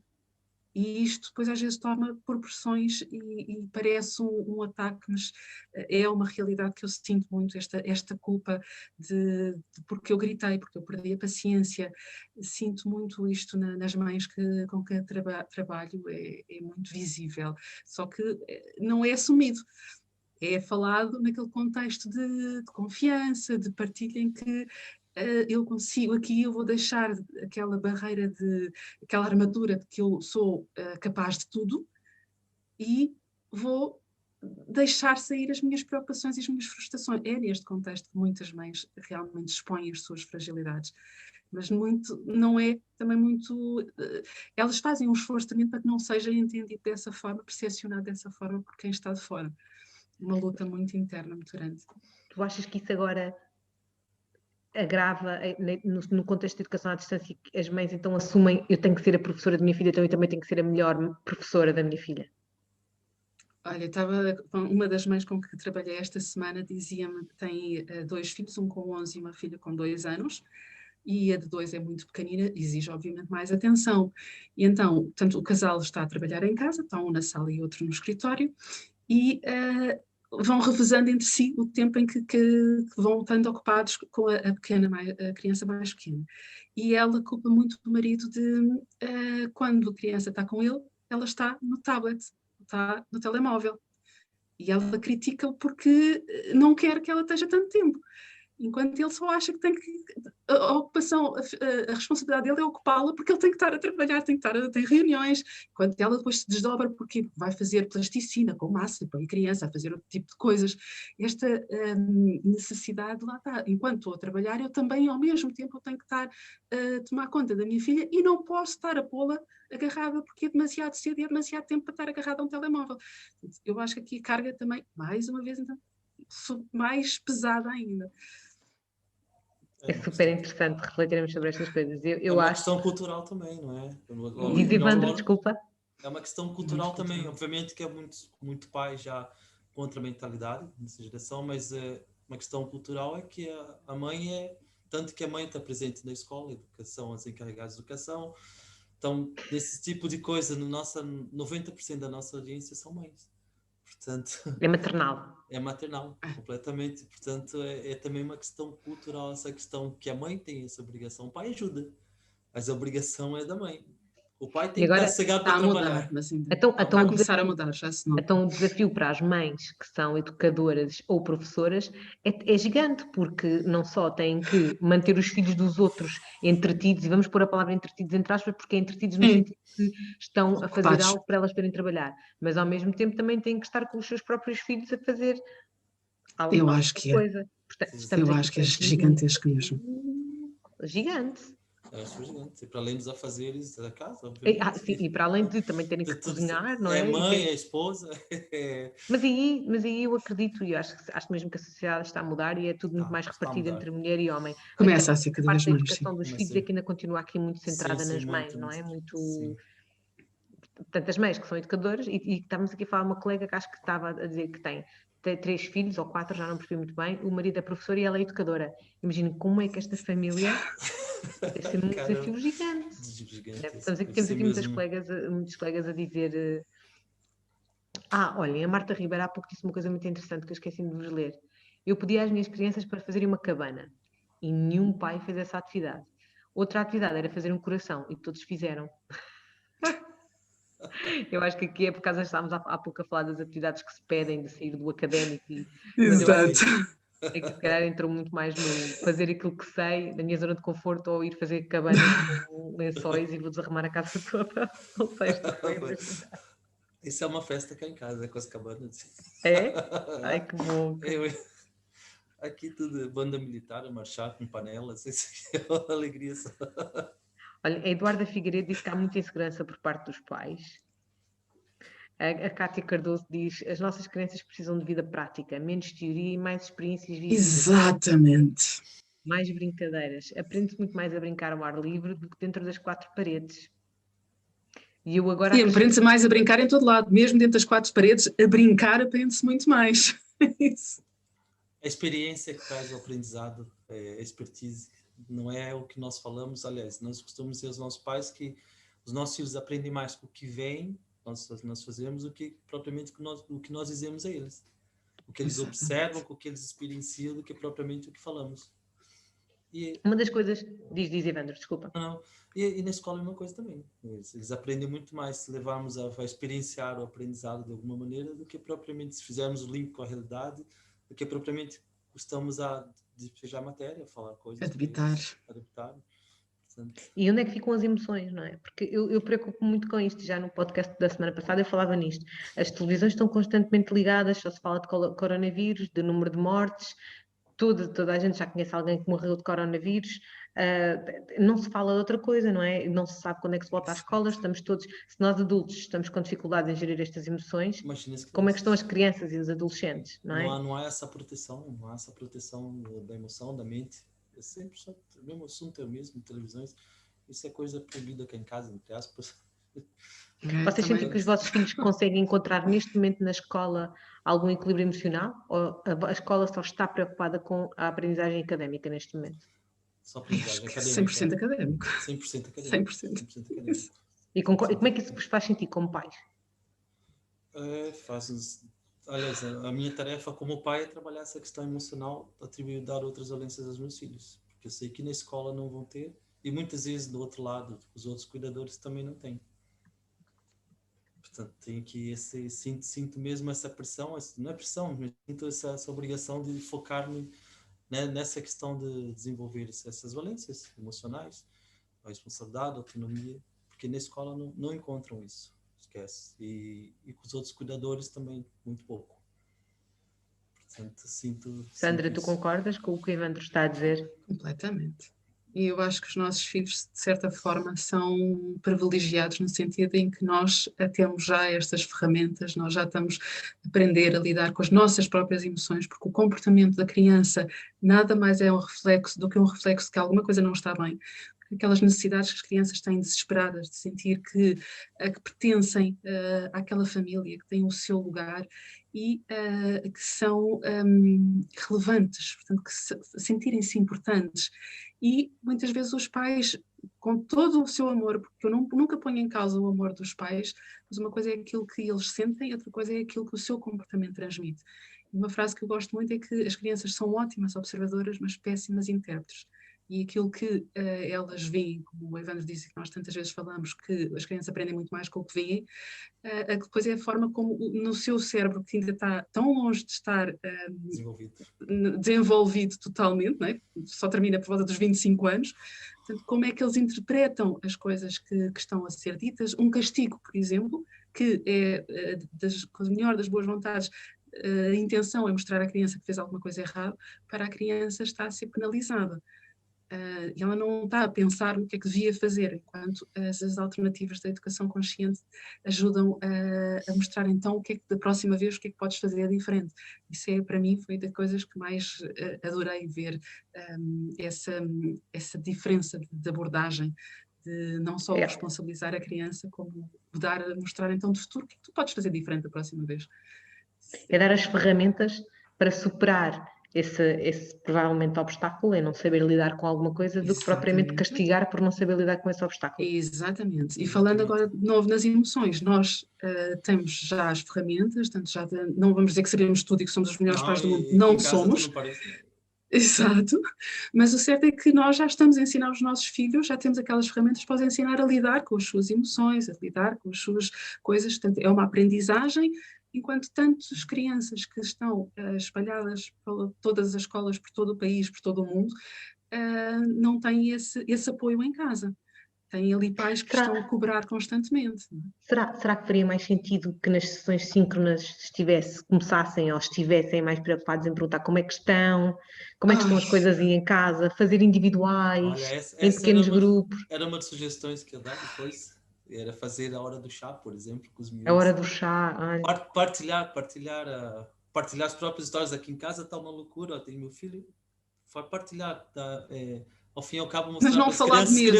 Não falar de medo. Não falar de medo, porque isso já elas levam tantas vezes em casa. Acabamos por nos divertir, não sei o quê, mas é falar ao fim e ao cabo, lá está. É passar a parte humana do professor. O professor também tem família, também tem os filhos aqui a estudar. E pedir para alguém falava no pedestal, não é? Há pouco de sair do pedestal. Esta é uma das coisas em que eu acho que os professores devem sair do pedestal, porque são seres humanos, e mostrar que se sentem, que não gostam do comportamento de uma criança, mas dizer como é que se sentem quando uma criança está a desrespeitar tudo. Isso são coisas que não é tornar o professor menos capaz ou menos... Exatamente. Como, aliás, o Evandro costuma dizer que quando chega às escolas que muitas vezes dizem na primeira semana não podes mostrar os dentes. Mas é pelo medo? É o Eu não medo que a gente consigo. quer... Eu Não, a também não. sério, Eu não consigo. acontece. Então, para a escola que eu vou a um sítio novo, sobretudo professores da ZAEX, e lá onde fui também com esse projeto, eu sei que é melhores intenções. Olha, Não, eles não te respeitam. olha, professor, essa turma é assim, professor, essa turma é que ele tem aquele mundo, faz um relatório todo. Olha, muito obrigado. Eu chego na sala de aula, primeira regra, não há regra, muito sério. Segunda regra, respeitar a primeira regra. E todos, olha, vocês podem fazer o que apetece. Primeiro E eles ficam assim. eles ficam todos desconfiados, é verdade. E depois, primeiro eu quero perceber quem que são os artistas da turma, aqueles que são mais soltos, quero conhecê-los. Então, entre nesse registro, faço as atividades, explico. Depois começamos a construir as regras em conjunto. Então, mas posso fazer tudo? Claro que pode, mas há sempre consequências. Tudo que nós fazemos tem consequências. Consequências e tal. Então, começo a trabalhar com eles nesse aspecto. O fato é que eu não tenho zero problemas. Os professores perguntam, o professor me escreve no caderninho preto, para quê? O que o professor faz? Eles estão sempre entusiasmados. Eles querem trazer coisas que como o professor faz isso? Eu respeito. Olha, eu uso, como músico, eu uso o conceito de orquestra, porque cresci dentro de orquestras clássicas, essas coisas. Cada um faz o melhor que sabe no seu instrumento. Cada instrumento é importante, cada aluno é importante naquele contexto. E criamos em conjunto o nosso currículo. Trabalho muitas coisas também da escola com eles. Os professores pedem, cada vez que há uma coisa que eu faço, outra sugestão que dá para eles, para consolidar a matéria dada, fazer jogos. Eu faço o jogo do galo musical, no meu caso. Muitas vezes que é para ensinar o hino em português ou músicas tradicionais. Põe o jogo do galo, coloco palavras lá nos quadradinhos. Depois que eles escolhem a palavra povo, tem que cantar, quem escolher aquele quadrado, de acordo com o jogo, tem que cantar uma música que tem aquela palavra. Portanto, vai explorando. Ou colocar questões de matemática, dá para pôr lá contas lá. É a maneira de fazer. Com os mais velhos, dá para usar uma aplicação que é o Kahoot. Tá, os alunos, sério, os alunos, os mais jovens, os que já têm telemóveis, estão à vontade. Tem lá a aplicação Kahoot, não sei se conhecem, pesquisinha, é fantástica, que dá para consolidar a matéria dada na aula passada, pode começar a aula com esse jogo. E eles não estão entusiasmados para fazer aquilo, para saber as respostas. Ou seja, tu estás a fazer aquilo que é o sonho e que é aquilo que deve ser feito, que não é a criança que tem que ir ao encontro dos conteúdos programáticos, são os conteúdos programáticos que têm que ir ao encontro do aluno. É o que nós já fazemos em educação de infância, nós já somos prós nisto. É isso, é replicar nós já isso. pensamos arduamente muito nisto. Depois acontece essa violência que os professores, os educadores fazem isso, são prós nisso, em trazer o aluno para colocar para o centro da aprendizagem. Exatamente. Depois chega no primeiro ano, impor regras a miúdos, primeiro ano, tem que estar sentado, olhar para o quadro. Por amor de Deus, como que eles querem bom comportamento? Depois são os castigos, é fora da sala de aula. Não dá, não acontece, não funciona. Sabem e continuamos a replicar isso, repetimos. E replicar isto agora para as videochamadas é super importante percebermos, e eu tenho dito muito este exemplo nas formações que tenho dado. Não esperem que a primeira videochamada com 20 crianças ou com 12 bebés vá correr bem. Quer dizer, vai correr bem na medida da nossa expectativa. Temos que esperar que eles vão andar a correr, vão buscar os cães, trazem os cães assim agarrados. Eles querem mostrar a casa deles, eles estão super excitados em mostrar o ambiente deles aos amigos. Quer dizer, os meus amigos podem ver a minha casa, o meu quarto, eu vou andar com o telemóvel a mostrar o meu quarto todo. É verdade. Quer dizer, vamos ter 20 quartos assim a ver, e isto é um espetáculo, não podemos esperar outra coisa, não é? Uma coisa que eu costumo dizer é, eu costumo perder, entre aspas, de conteúdo, também tem autonomia para isso, felizmente dão-me, porque apresento resultados. O professor devia perder, se fosse o período que fosse, mas para criar essa conexão, para trazer os pais, envolver os pais em educação, envolver as crianças, mas depois o resto vendia de uma maneira que as crianças vão respeitar, porque tem essa conexão. Então, o professor amigo, mas cada um tem que saber o seu lugar. Ele sabe, o professor é amigo, mas ele tem essa função, eu tenho a minha, cada um tem que saber o seu papel. Isso perdia esse tempo, entre aspas, a consolidar isso, depois as matérias, o resto fluía, porque vai ter autonomia, vai ter respeito, vai ter interesse, porque eles vão estar à espera de algo inesperado. Desculpa, estou inventando. Muita gente pode pensar, isso é impossível, mas não é. Não é, nós na educação da infância somos, assim, nós educadores, a nossa prática é baseada no interesse da criança. Portanto, nós somos uns sortudos não termos que seguir um currículo como nas outras valências. Portanto, seja em creche ou em pré-escolar, nós pegamos nos interesses das crianças, ou pelo menos devemos pegar nos interesses das crianças e implementar Então projetos de aprendizagem de acordo com as ideias da criança, com os recursos que a criança traz, que quer procurar. Quer dizer, a criança é o centro da sua ação educativa. Exatamente. E é por isso que eu acho que para nós ainda é uma atrocidade maior ter que fazer isto à distância, porque é tão difícil. Por isso é que eu acho que à distância, acho que era a Juca que dizia que faz encontros à distância, não é educação à distância, é encontros à distância. O que ela está a fazer é encontrar-se com os seus alunos, porque não é possível só dizer, olha, então hoje vamos falar sobre as cores. Que cor é esta? Podem-se fazer alguns jogos interativos, fazer algumas coisas Mas é muito interessantes. limitado. Mas é o brincar, não é? É o estar ali Sim, junto, sim. é trazerem os brinquedos e mostrarem os brinquedos e agora fazer rimas com brinquedos E e a cantar e partir, e a vamos pôr os partir vossos daí bonecos a começa a cantar. explorar com o próprio vocabulário, é usar isso, é usar isso. Já está o Ivandro com a cabeça de professora, já a pensar na intencionalidade educativa daquilo que está a fazer numa videochamada. Tudo é um Uma vez pretexto. professor, para sempre professor. Eu trabalho sempre em parceria com os professores das AEX. Sério, eu faço vídeos, agora com a pandemia fiz atividades com eles, gravei vídeos na sala de aula com as ilustrações para o Natal e enviar. Eles estavam entusiasmadíssimos para fazer aquilo para os pais verem. Tipo, eles ficam tão entusiasmados que eu faço pouco, entre aspas, é só orientá-los que eles chegam já sabem o que fazer, como tem que estar, quais são os momentos da aula. E nós temos momentos, na chamada já, olha, outra coisa, ensino à distância até pode ser, se faz a chamada, podem começar aqui na chamada, por exemplo. Eu com os meus alunos, a chamada, quem diz presente fica com falta, logo.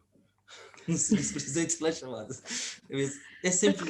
Mas porquê que existe fazer a chamada numa chamada de Zoom se temos a lista de presentes ao lado direito? Tá, mas podem fazer chamada mesmo, mas Brincar.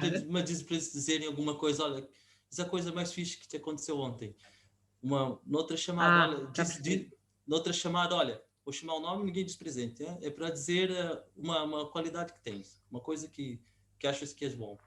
Por exemplo, quando você quer consolidar alguma matéria, olha, aqui que diz lá uma conta de matemática. Por exemplo, mas já começa na chamada, eles vão estar a pensar, não vão estar a correr para a sala, porque eles vão estar a pensar o que vão dizer na chamada. Dizer a música preferida dos pais, isso é lindo, quando eu faço isso logo no início, porque, olha, vamos fazer aqui uma playlist, porque no fim da aula a gente quando cumprimos o nosso objetivo, vamos ouvir música no fim da aula. E a música vocês é que escolhem. Só que a primeira lista de músicas vai ser a música preferida dos pais. Eu não sei, não sabe, pergunta. Quer dizer, aproveito para eles falarem com os pais. Depois os pais começam a contar histórias. Quando se conheceram, a música preferida, eles chegam fascinados, querem contar tudo. Tipo, pode-se fazer isso numa aula. Olha, está todo dispersado já. Tipo, pode fazer Isso é chamada na maravilhoso, online. sim, claro que Tipo, sim. É o envolvimento, acho que é o grande lá chavão que eu tive está. aqui hoje, é o envolvimento. Consegues envolver, não é? Envolvê-los. Dentro dos interesses deles, claro que eles vão estar interessados, saindo do interesse deles. Sandra, como mãe, esta educação faz muito mais sentido, não faz? Não é? De todo, completamente. E era o que eu dizia, mesmo os mais velhos, e o exemplo que a minha filha tem este ano com uma professora, em que nota-se a forma como ela fala com eles das coisas, quando tinha a vossa idade eu testava que me fizessem isso, portanto já sabem que aqui eu não vou fazer. Este tipo de coisas, o tal sair, me dizia há bocadinho do sair do pedestal e serem seres humanos. Nós não chegámos a falar aqui do nosso projeto, mas os super pais não são aqueles que às vezes que as mães gostariam de saber, de ser, para conseguir dar lugar, fazer tudo, vazão a tudo, não é? O que é Mas que são os a super pais? capacidade, exato, que é reconhecer que somos sempre seres humanos, simples seres humanos, reconhecer aos nossos filhos que nos enganamos, que não conseguimos fazer tudo, que também choramos, temos as nossas emoções, que os filhos precisam de saber isso, e muitas vezes o pai acha que não, a tal questão para o meu filho me respeitar, eu não posso mostrar que estou triste. Quantas mães estão por dentro, muitas vezes estão cansadas, estão tristes e fazem um esforço tremendo para estar com um sorriso. As crianças podem não perceber intelectualmente, mas emocionalmente percebem que as coisas não estão bem. E isso é a parte dos super pais. Tudo é reconhecer a nossa humanidade. Nós somos seres humanos. Não somos mais do que ninguém, nem que as crianças. Conhecer que estamos aquela questão da empatia, de nos pôr no lugar dos nossos filhos. Isso é essencial. E esse ser humano que muitas vezes tem aquele ideal de pessoa, tem aquela expectativa de ser boa mãe, de responder com carinho, de ser educado o tempo todo, de falar bem com toda a gente.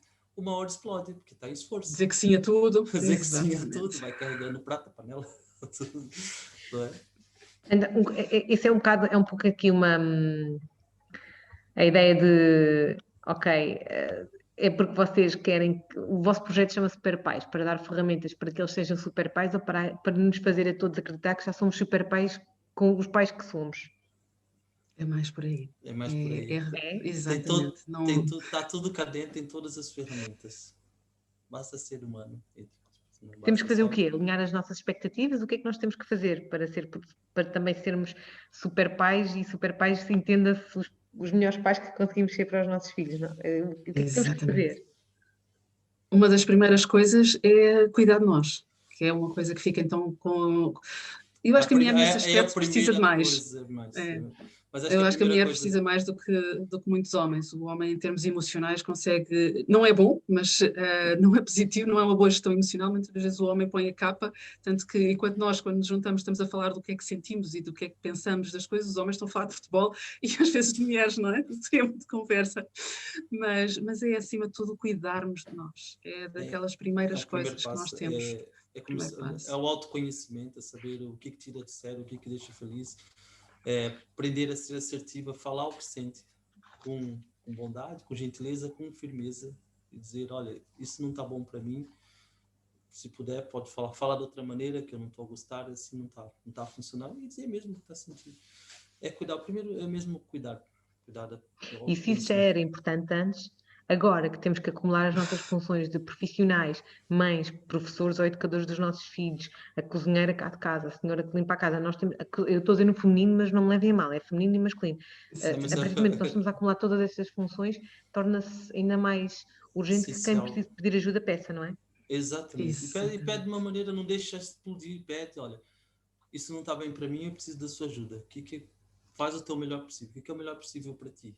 É levantar o sofá, aspirar? Ou para mim ficaria suficiente se fosse assim? E explicar mesmo, de ser direto, com gentileza, não esperar o ponto de explodir para depois eu faço tudo sozinho, essa coisa toda que é tão habitual.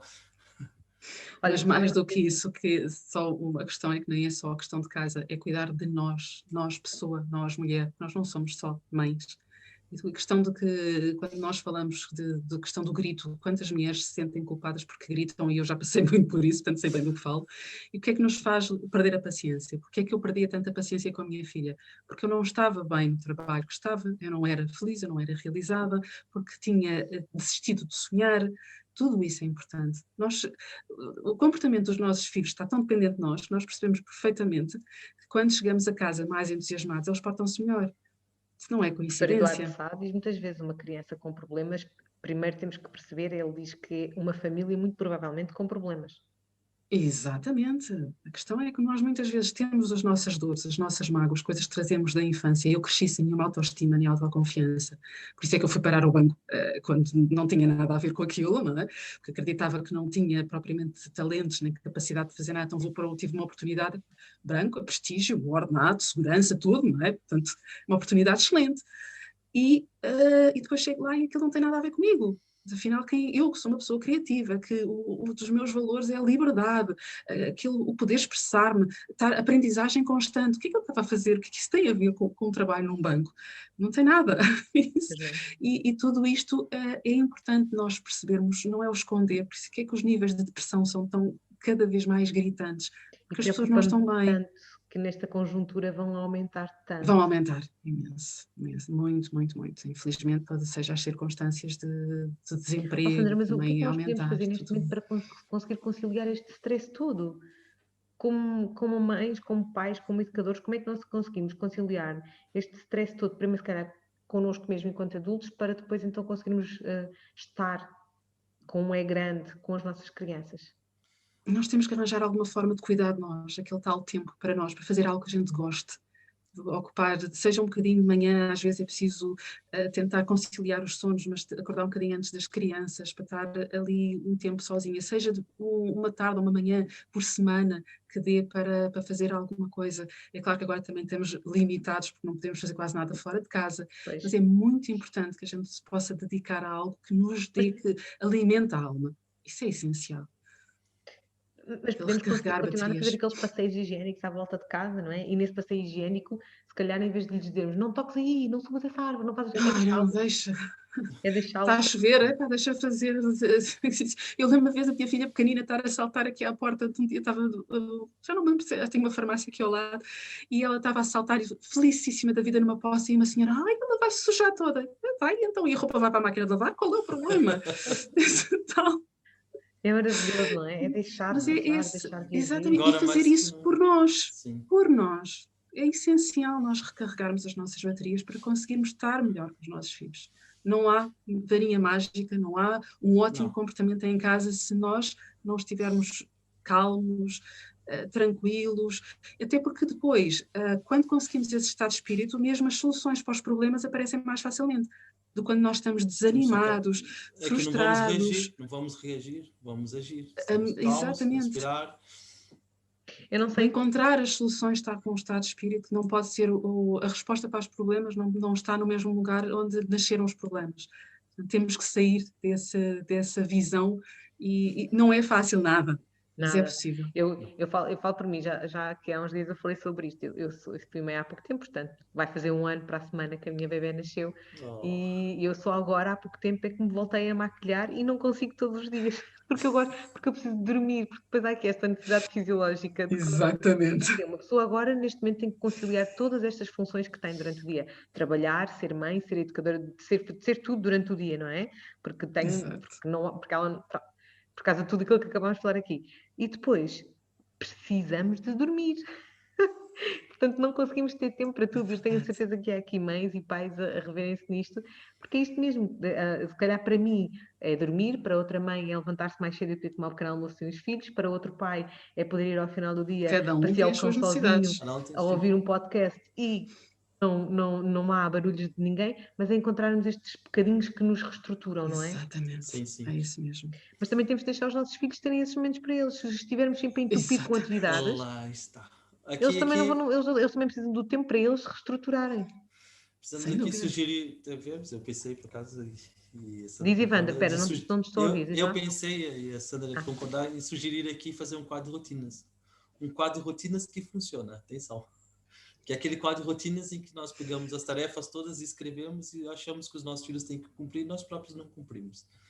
O que funciona é uma reunião familiar, é colocar os horários que têm que ser cumpridos lá, mas depois, em conjunto, decidir o que vamos fazer nos tempos livres. Onde vai ter o tempo para a mãe, vai ter o tempo para o pai, vai ter a cooperação familiar, em que as crianças estão, claro, com opções limitadas dentro das suas capacidades, a ajudar também nesse processo, que eles vão se sentir muito importantes quando os pais confiam para eles fazerem as tarefas da cooperação da casa. E o tempo do pai, da mãe, para cada filho.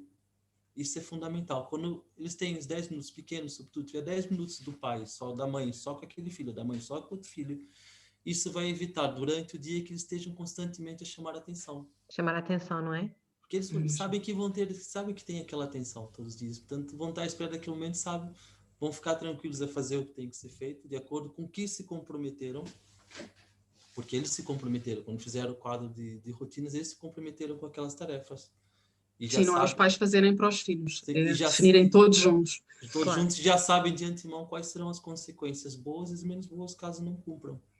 Portanto, se eles deixarem de cumprir uma tarefa, protelar, fazer um trabalho, um TPC da escola, se calhar vai faltar tempo para aqueles 10 minutos que temos, vai faltar aquele tempo que eles gostavam de ter. Portanto, se calhar já vão começar a assumir. E a consequência, e aqui é muito importante estar de espírito do pai e da mãe, para quando eles não cumprirem, impor, mas impor de maneira gentil. Olha, nós combinamos isso, lembra? Aqui quais as consequências?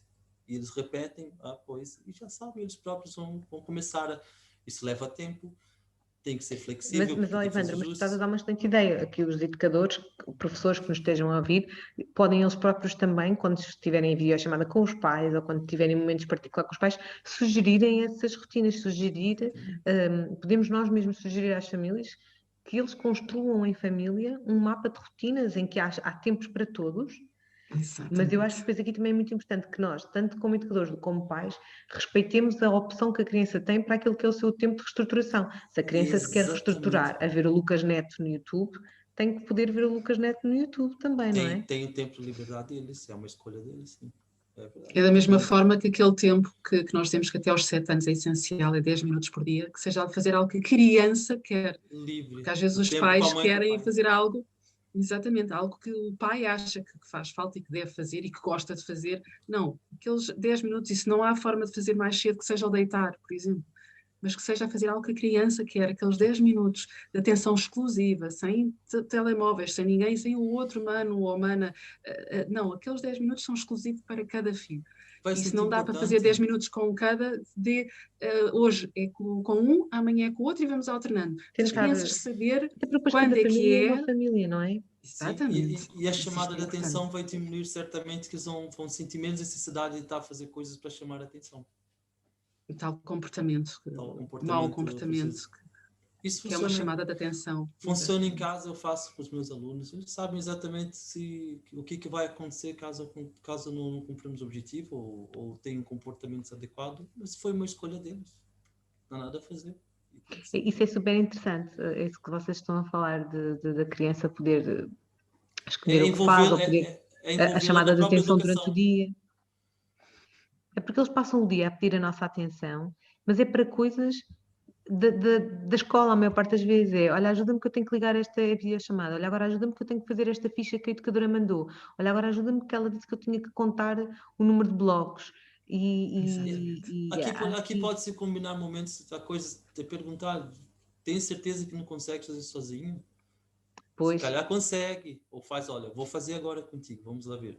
A próxima vez eu tentar fazer sozinho. E combinar sinais tipo: olha, agora não posso. Faz um sinal, um toquezinho, que ele já sabe que não pode interromper naquele momento também. Portanto, são coisas que são combinadas. Mas saber que há um compromisso de que a seguir o adulto vai.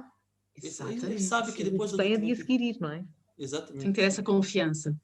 Por isso que o adulto tem que ser aquela consistência, aquela coerência do seu comportamento. Tem que ser o exemplo de comportamento adulto.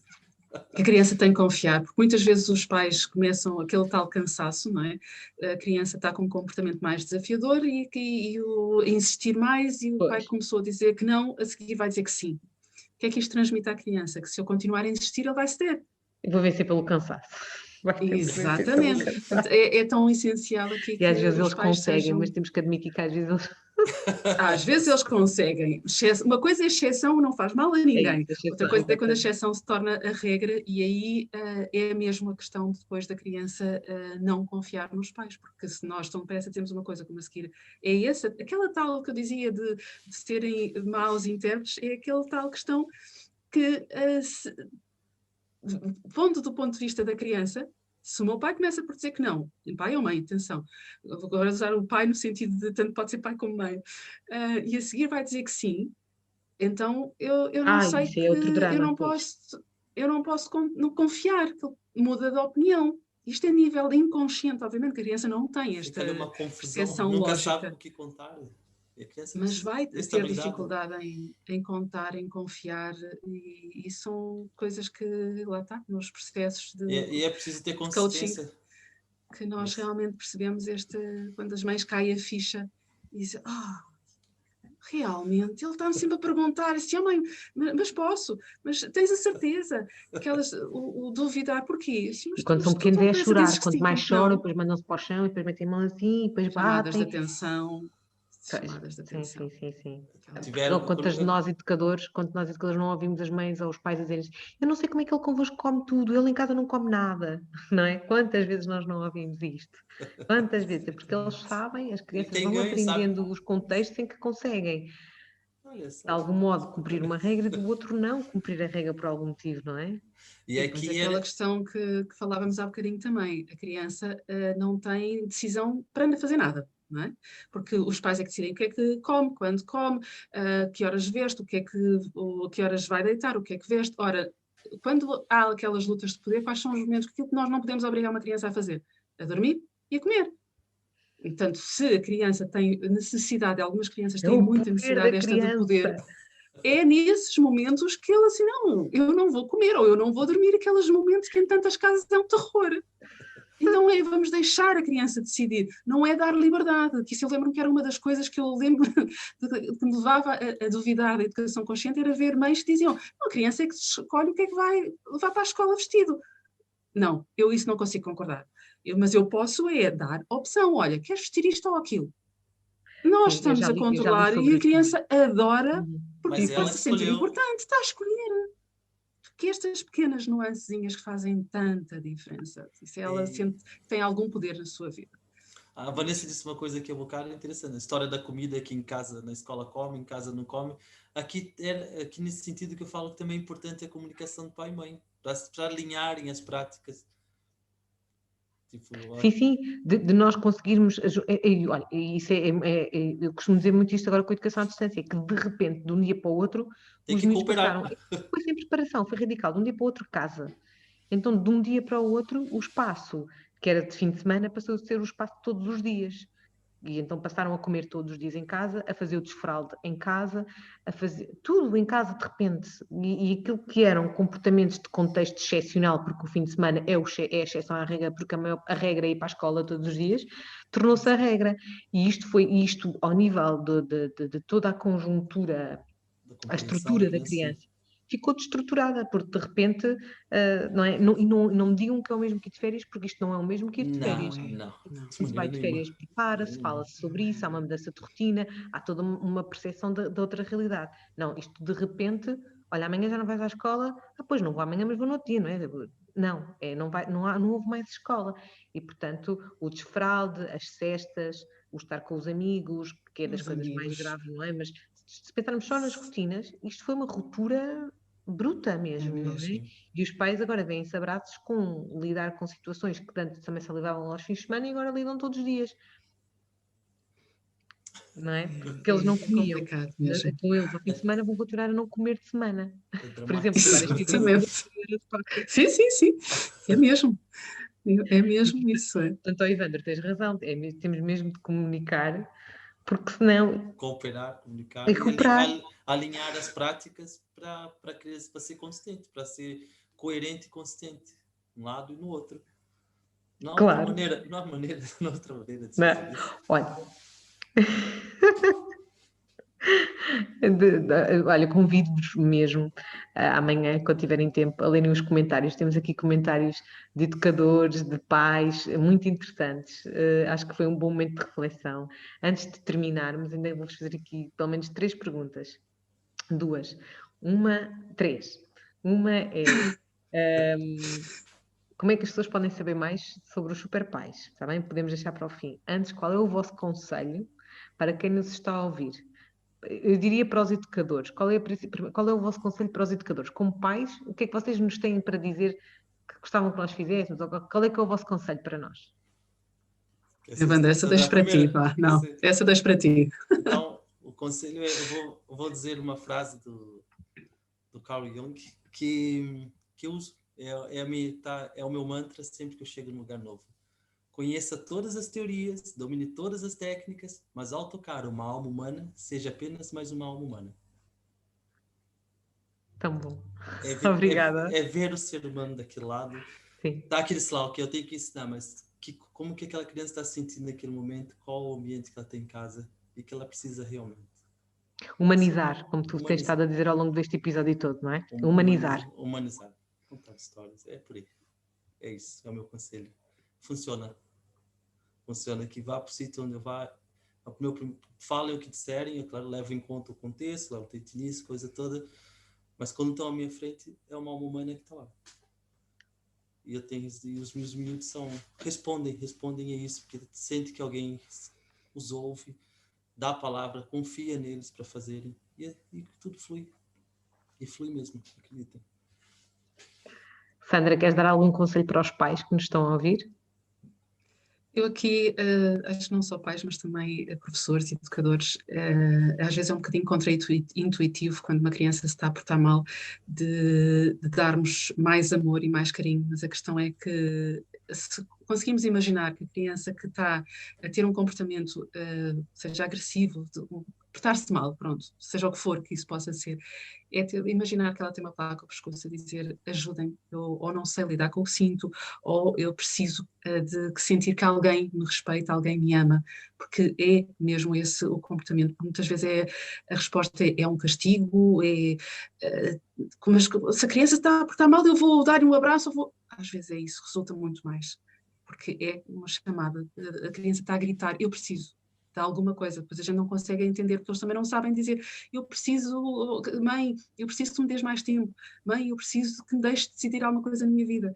Eles não sabem dizê-lo. Então a questão é de pormos a perspectiva da criança, se ela está a portar-se mal é porque alguma coisa ela está a querer transmitir. Então vamos tentar, primeiro, não é desculpar maus comportamentos, nada disso, mas é tentar perceber o que é que está por trás desse comportamento.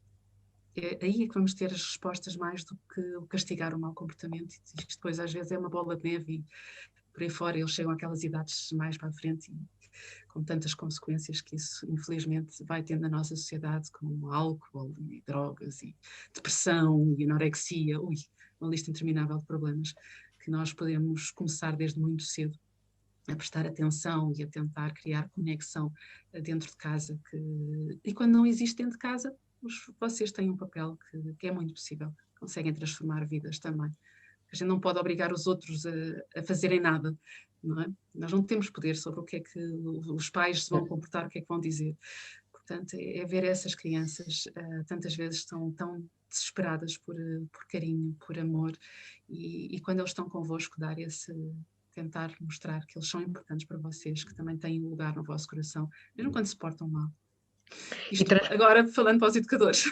Sim, sim, e transpor muito isso também mesmo à distância, nos encontros que temos com eles, esquecer aquelas aprendizagens académicas todas e se calhar focarmos nas relações, digo eu, não é? Se calhar começar por aí e continuar a fazer isto que tu estás a dizer, Sandra, continuar a ser alguém que é um refúgio emocional, que é um pilar, que é, seja tudo aquilo, nós somos muita coisa na vida de uma criança.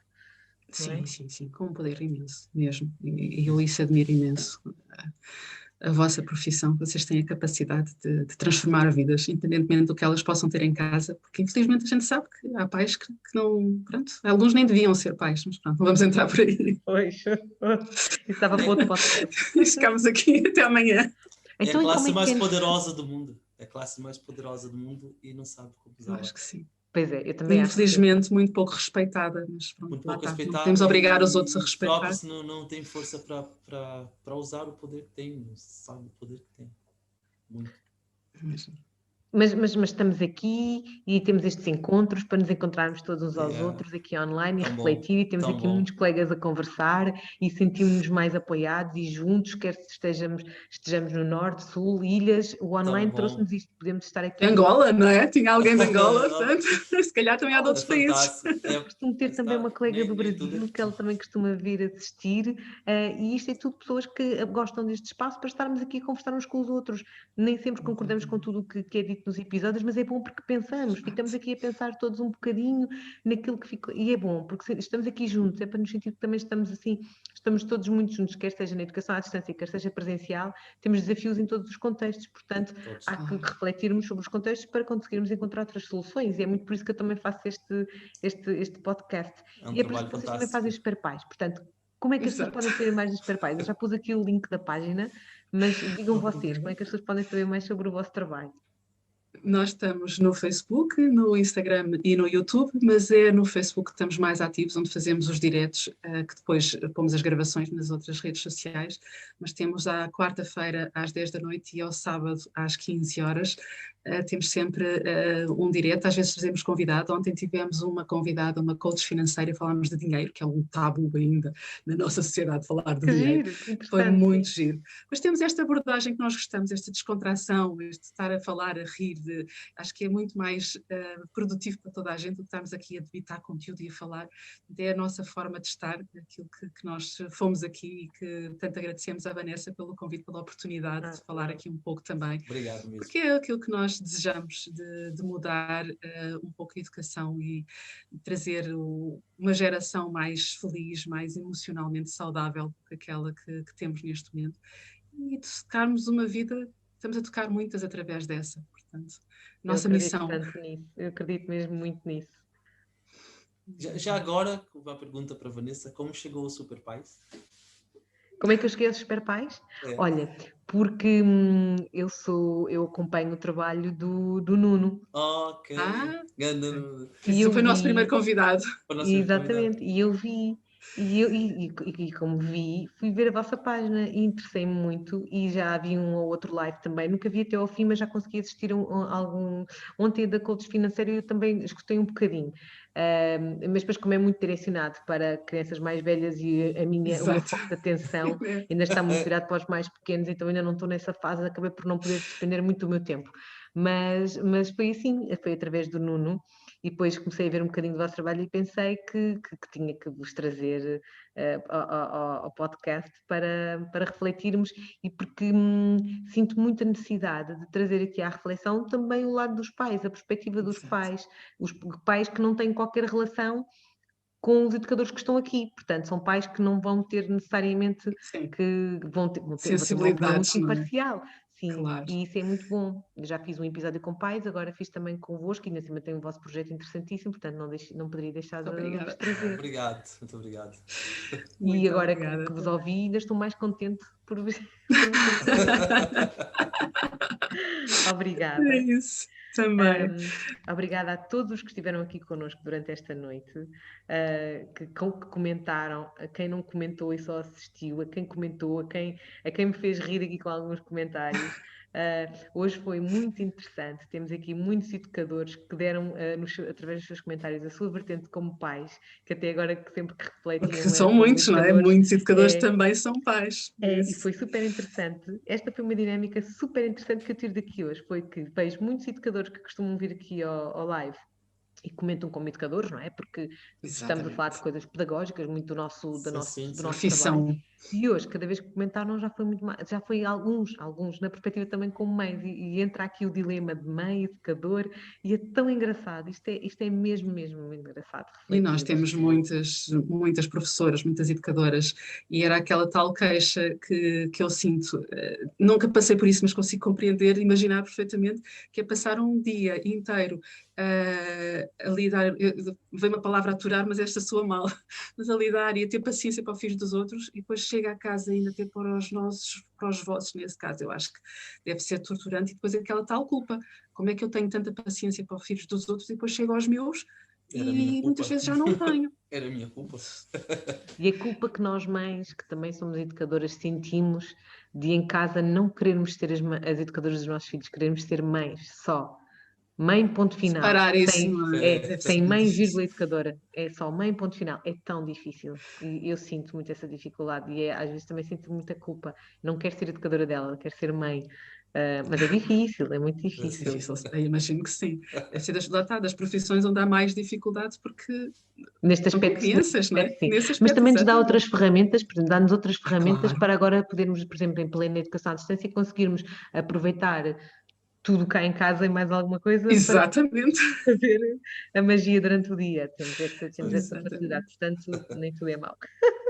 Não, nunca. Há sempre e isso é aquela tal questão, e neste momento é mais importante ainda, de um copo meio cheio ou meio vazio. Procurarmos aquela tal necessidade de ser grato pelo que temos e pelos nossos filhos. E a gente às vezes, sem querer, esquece de ser grato. Também já passei por isso. Uma fase em que estava extremamente desanimada, à beira de uma depressão, e isso é aquela demonstra que esqueci-me. Naquela altura eu tinha-me esquecido de ser grata por tanta coisa que eu tinha. Estava a focar-me naquilo que eu não tinha, em tudo o que eu estava na altura num ambiente, no trabalho horrível, com imensa fofoquice, intriga, aquelas coisas que quem trabalha numa grande empresa sabe o que é. E acabou por deixar passar as tantas coisas boas que eu tinha, e foi um período muito complicado da minha vida. E isso é aquelas coisas que é preciso, e nunca foi tão importante como agora, quando há pessoas a passar por situações tão complicadas. Tão difíceis. É mais difícil ainda, mas é mais importante ainda dar valor a tudo isso que nós temos de bom na nossa vida, e os nossos filhos acabam por estar sempre no centro dos nossos corações, não é? Aquilo que tantas vezes nos tira do sério, mas ao mesmo tempo nos faz... Olha, aí está a parte boa de ser educadora, é que os nossos meninos não só são os nossos filhos, e depois são os nossos meninos da nossa sala, e são uma coisa tão boa nas nossas vidas, os nossos meninos todos. Exatamente, isso é verdade, acredito que sim. Muito obrigada por terem estado aqui hoje, também, por terem aceito o convite por estas 2 horas. A quem me está a ouvir, muito obrigada. Obrigada. Quem me está a ouvir, muito obrigada também. Para a semana temos encontro marcado novamente. E se quiser, há aqui colegas, não sei se é colegas, eu tenho a mania de chamar colegas, mas há aqui então pessoas que nos estão a ouvir que disseram que só chegaram no fim. Não faz mal. Isto está gravado, vai ser colocado no YouTube, no iTunes, Spotify, portanto, todas as plataformas de podcasts, isto fica disponível. A própria Sandra e Evandro depois também podem partilhar na página deles, se Sim, quiserem, sim, portanto, sim. todas as pessoas Claro podem que sim. ouvir a versão integral da nossa conversa de hoje. Não fiquem com pena, porque vão ter sempre a oportunidade de ouvir. Muito boa noite a todos. Não se esqueçam de fazer aqui um gosto na página da Child Diary ou então no YouTube, para que receberem sempre todos os episódios. E já sabem, se tiverem alguma ideia, algum projeto que gostassem que eu também trouxesse ao podcast, podem me enviar por mensagem. Estou muito curiosa para conhecer sempre mais e mais e para vos trazer a vocês mais e mais. É esta a missão da Child Diary, é ser o braço direito da educação da infância. Portanto, até para a semana. E um sorriso a todos, está bem? A todos. Um bom fim de semana depois também a todos. Até à próxima. Obrigada, Até boa a próxima. noite. Obrigado. Boa Boa noite. noite, obrigada.